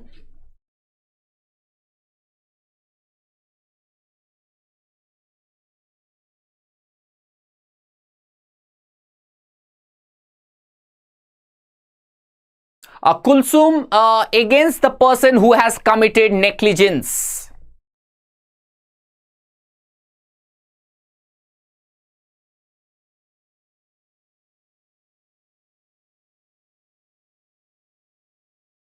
Okay. So illegal acts also is an exception to the rule. You cannot claim voluntary non-fit injuria over there as a defense. Okay. Negligent of the defendant. If A dies during operation due to the negligence of the doctor cannot claim the defense of voluntary non-fit injuria. That you knew very well that you might die. No. You cannot. A doctor owes a duty of care towards the patient. A doctor cannot say, you come to the hospital during a surgery. Sometimes people also die. Fair thought. Then you would say, then that would also mean that people are dying in road accident also. So if I walk in the street, do I know that I have taken a risk that somebody might come and kill me from behind?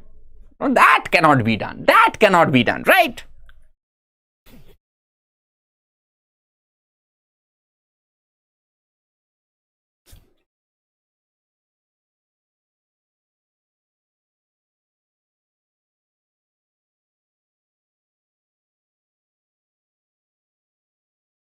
Okay.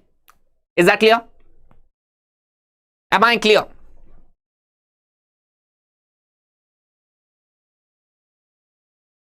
Question number 14.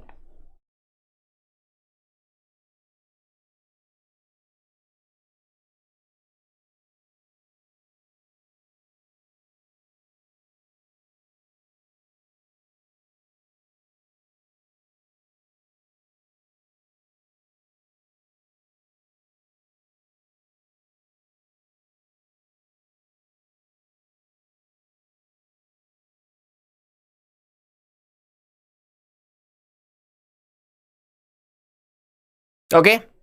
A snake charmer was doing some snake charming activity in the street. B stopped and joined, and a snake did bit him. That's the correct answer. You stop yourself, you join to see the snake charmer performing, and you are bitten by the snake.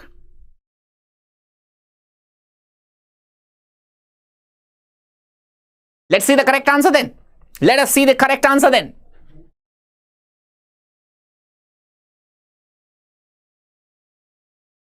Snake charmer will not be liable because B voluntarily stopped and started observing the snake. Is that clear? Is that clear? Everyone? Very simple. It's absolutely simple. There is no difficulty in solving these questions. It's bang simple. Okay? The next concept. Damnum sine injuria. Damage without injury. Gloucester Grammar School example. I'm sure you must have heard about Gloucester Grammar School example. So the law simply says, unless there is a violation of a legal right, you cannot claim compensation. The law simply says, unless there is a violation of a legal right, you cannot claim compensation. For you to be entitled to claim compensation, there must be a violation of a legal right. Now, suppose there is a school, an old school, a new school, competition. Suppose there is a very old school somewhere. There is a very old school somewhere, right? And a lot of students do come to that school regularly. Now, one sudden day, a new school is brought in next to that old school. Now, the old school, a lot of students who were enrolled with the old school left the old school and joined the new school. The old school suffered financial loss because a lot of people left. Can the old school claim compensation for the loss? Can the old school claim compensation for the loss? No, because there was no violation of a legal right. Okay? Since there was no violation of a legal right, you cannot claim compensation. For recovering damage, there must be a violation of a legal right or infringement of a legal right. There must be an infringement of a legal right. There is no remedy for moral wrong unless the rights are violated. Is that clear? Even if the act or omission done by the defendant are intentional, the court will not grant any damage to the plaintiff if none of his legal rights are infringed. So, to claim compensation, please understand this. For you to be entitled to claim compensation, your legal rights must be violated. Simple. Unless there is a violation of a legal right, you cannot claim any compensation.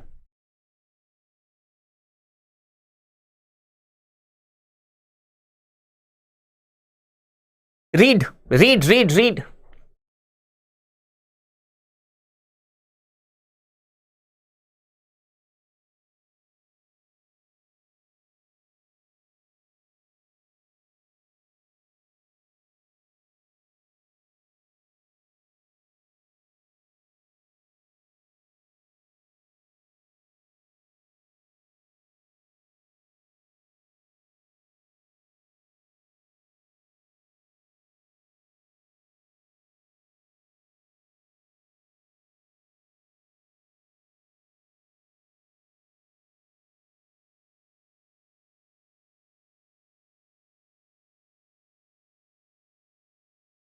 Okay, all of you, is that clear? Everyone?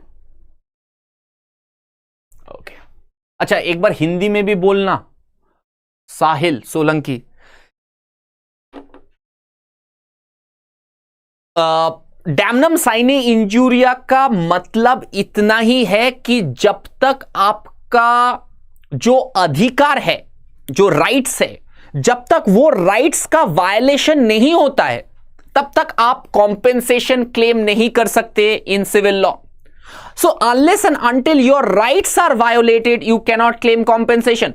Even if you suffer, अगर आपको loss भी होता है, loss, financial loss भी होता है, जब तक आपका अधिकार का हनन नहीं होता है, जब तक आपका अधिकार का हनन नहीं होता है, आप कोर्ट का दरवाजा खटखटा के आपको कॉम्पेंसेशन नहीं मिलेगा।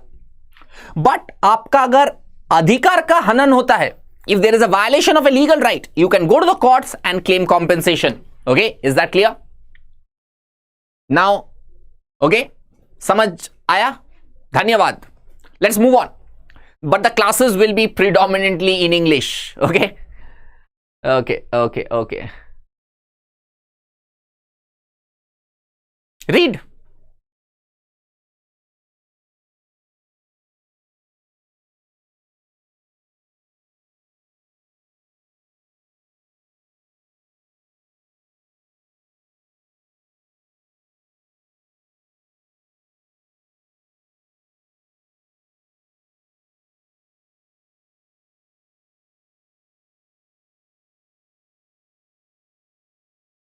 Okay?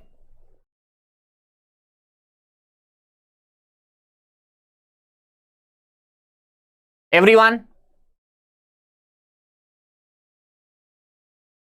Let's solve a question now.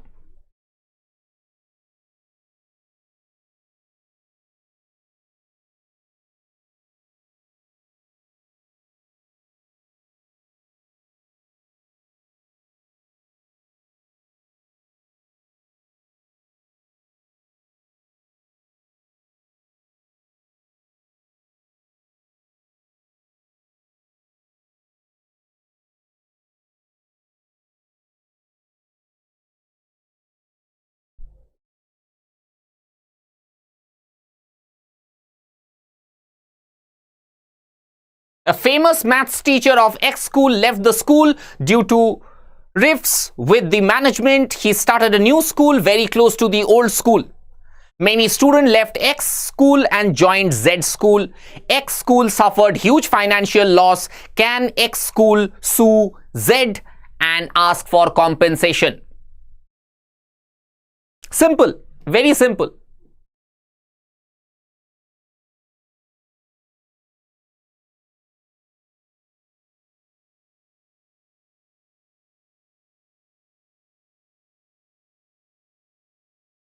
Okay, so what is the correct answer? What is the correct answer, friends? No violation of a legal right. Unless and until there is a violation of a legal right, you cannot claim compensation. That's it. As simple as that. As simple as that. It's the Gloucester Grammar School example. Yeah.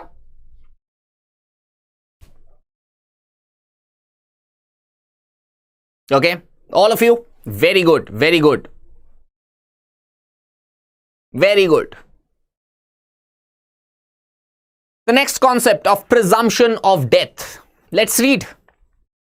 It is a principle of law that if a person has not been heard, a principle of law which says if a person is not heard for a period of 7 years, there is a presumption in law that that person is dead.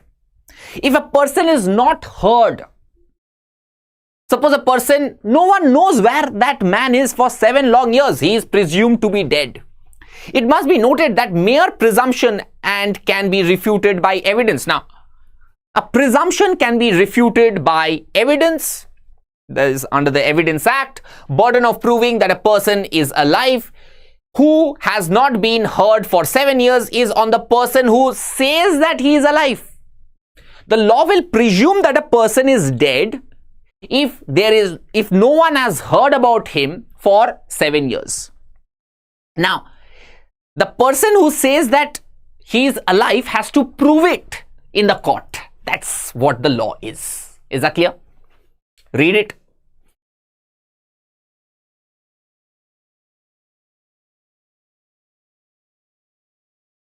Okay.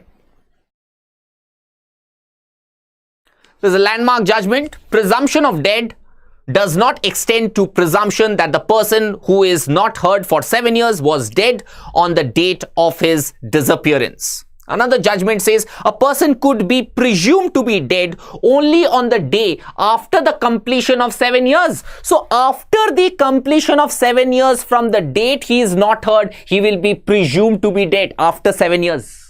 Right? Am I clear? Okay. Am I clear to everyone? Is that clear? Okay.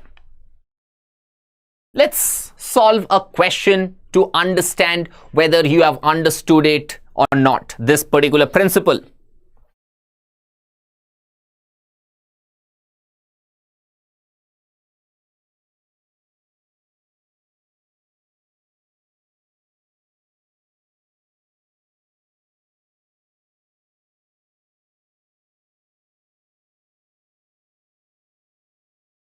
Okay.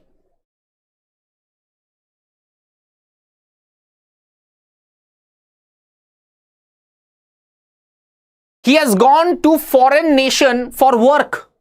He might not have come back, but he is in foreign, he is working somewhere. Can he be presumed to be dead?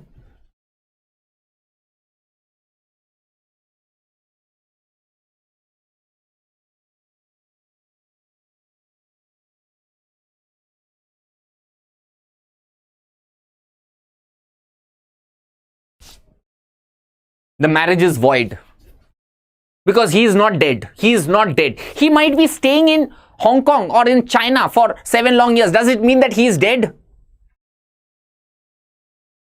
Is that clear now?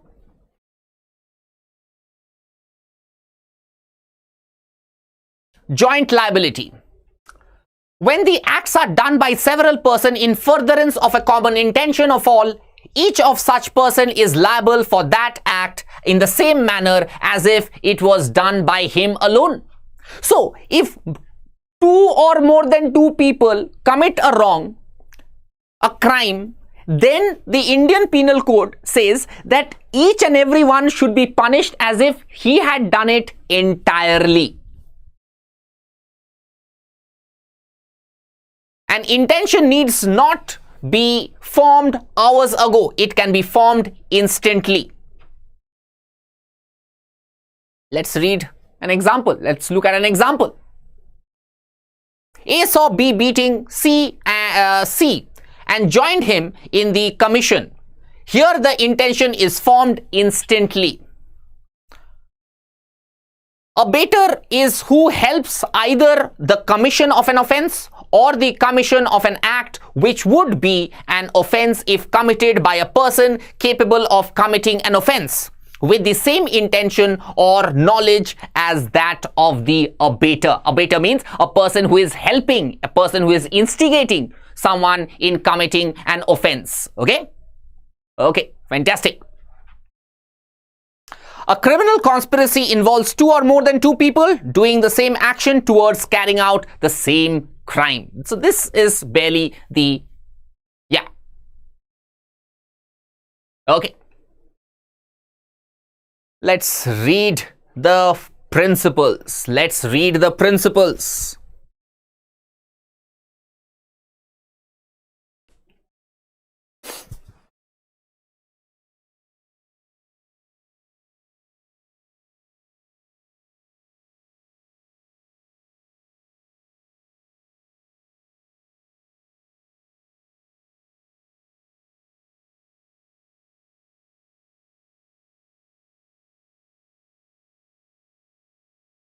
Okay. Are we done?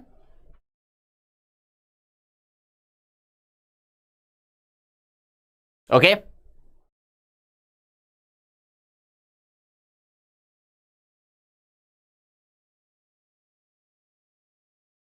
The question.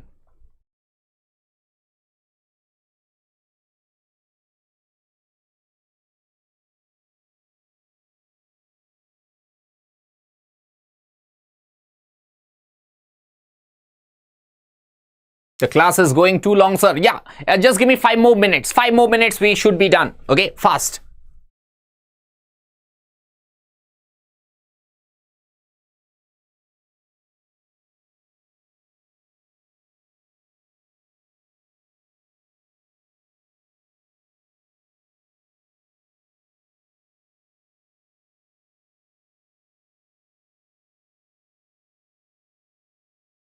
And the correct answer is option A. He has committed the offense of murder as Jason was an abater. It helped him, instigated him. That's it. That's it. Simple. Very simple. Not difficult at all. Malice of fact and malice of law. Malice in law means something done without lawful excuse. Malice in fact means ill will towards a party and an improper motive in taking an action. It is also called vindictive feeling. Malice adds the desire to satisfy personal grudge by benefiting the person who is acting from malice. Landmark judgment. Mere malice cannot be disentitle a person from taking recourse of law for getting the wrong undone. It is therefore not necessary to investigate whether the action is motivated by malice or not. Okay, very, very important. Please understand this. Okay. Now there is this Balfour Corporation judgment which says that if the act is unlawful in itself, the intention and motive do not matter if someone had the right to do it or not. Very simple.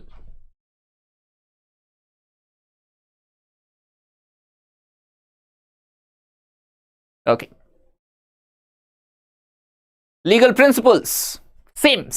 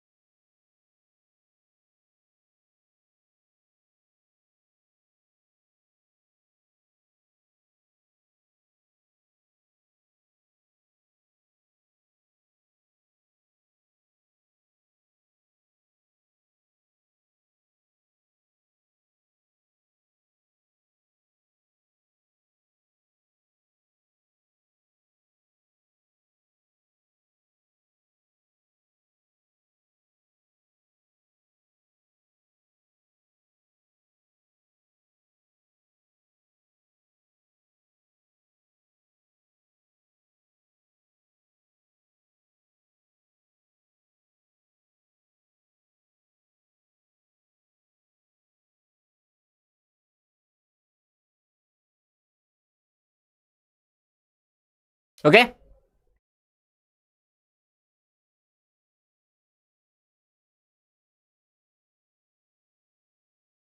Let's see the options. See, I am really sorry. I did not look at the time because I was explaining you certain concepts. Yeah, I will be done in another 5-7 minutes time. Okay, I'm really sorry for that we are extending it by 5-7 minutes. It was 2 hours. It will be 2 hours 10 minutes at max. Okay, I was really sorry for that. Correct answer is liable because he acted out of malice. He acted out of malice. There was malice. Am I clear? Am I clear? All of you? Ruhi, absolutely correct. Yashashvi, yes, A. Am I clear to each and everyone? Cheating. If you are dishonestly deceiving someone and making him deliver certain property which he would not have done unless if you had not deceived him intentionally.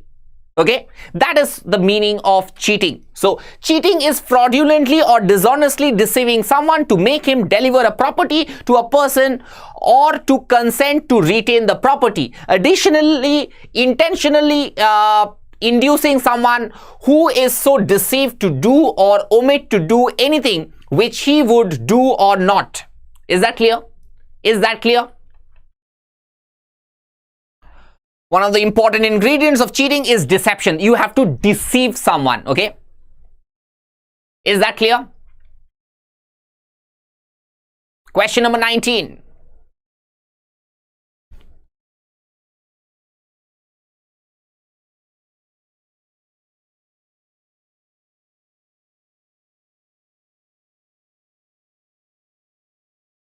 We will have legal GK questions also after this. Don't worry, just 5 more minutes, 5 more minutes.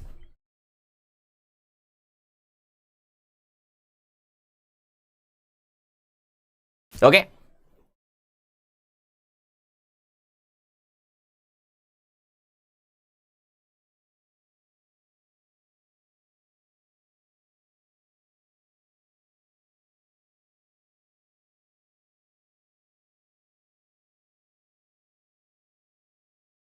Okay? Is that clear? Fast. I have more things to discuss with you.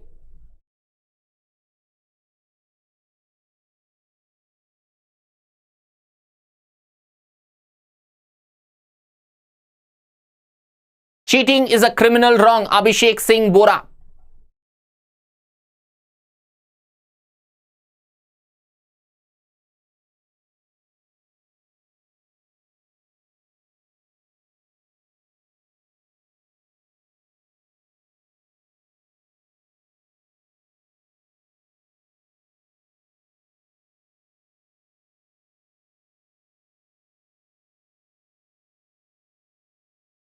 Okay? The options.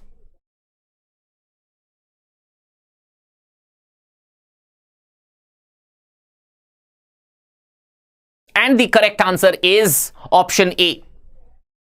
I'm doing it a little fast so that I have to solve other things also with you. I have to discuss certain other things with you also. Okay? Is that clear? Option A. The next question. Fast. After this, I'm going to talk about legal GK. Don't worry. Okay? The correct answer is option C. The correct answer is option C, which says that Penny is guilty of cheating as she falsely represented articles and induced Annie to lend her money. So the correct answer to this question is option C. Am I clear? All of you. Okay. Is that clear? Any doubt? Very simple question, okay? Now, let's move ahead. Okay, yeah, one more question.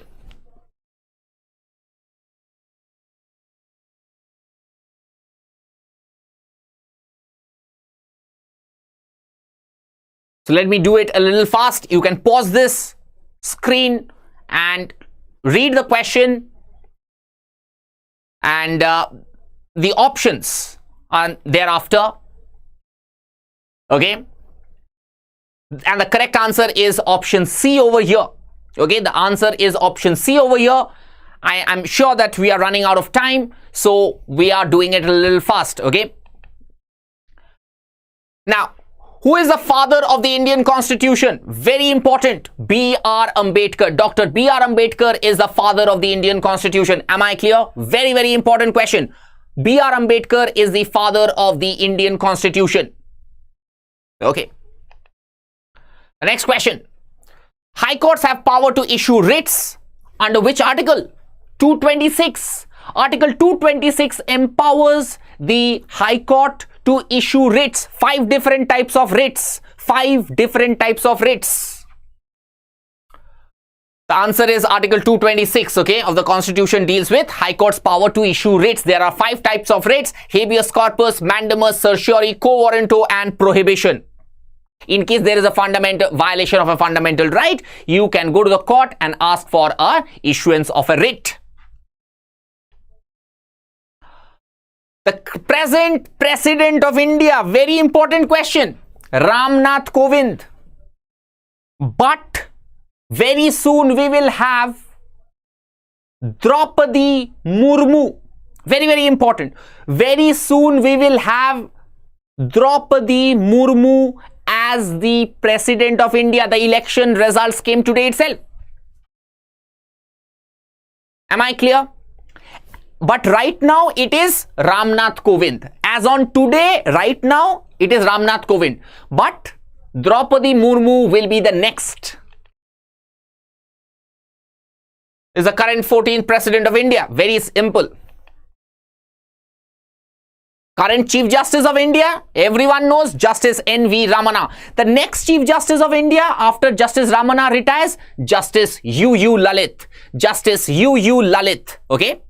Justice Uday Umesh Lalit will be the next Chief Justice of India. Draupadi Murmu is not now the president. She will be sworn in. She has become the incumbent president after Ramnath Kovind's tenure is over. she will get into the office. Okay, not as on today. The President of India is Ramnath Kovind. Okay, N.V. Ramana, Justice Ramana is the 47th Chief Justice of India.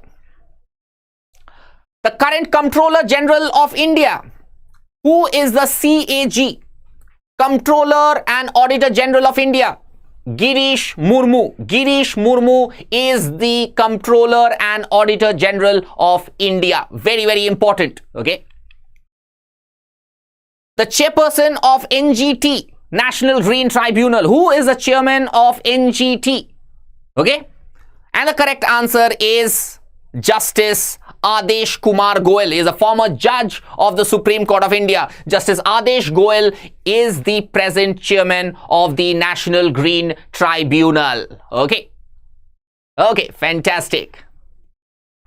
So, with this, we come to the end of today's session, but do follow us on our Instagram. I'm sure you guys are following on our YouTube channel. Definitely like our Facebook page, join our Telegram channel, and do not forget to download the BYJU'S Exam Prep app. You will get free videos. There are free practice questions. Please, please, please download the app. You don't have to pay money to download the app. It's free. Download it so that you get more resource, more knowledge from our app. So guys, thank you very, very much. Thank you for being such a patient listener throughout. God bless you. I'm sure that I have overshot my time by around 13 to 14 minutes. Bye-bye. Take care. Have a great evening ahead. Have a great night ahead. Bye-bye. Take care. Thank you very, very much. Thank you very, very much, guys. Thank you.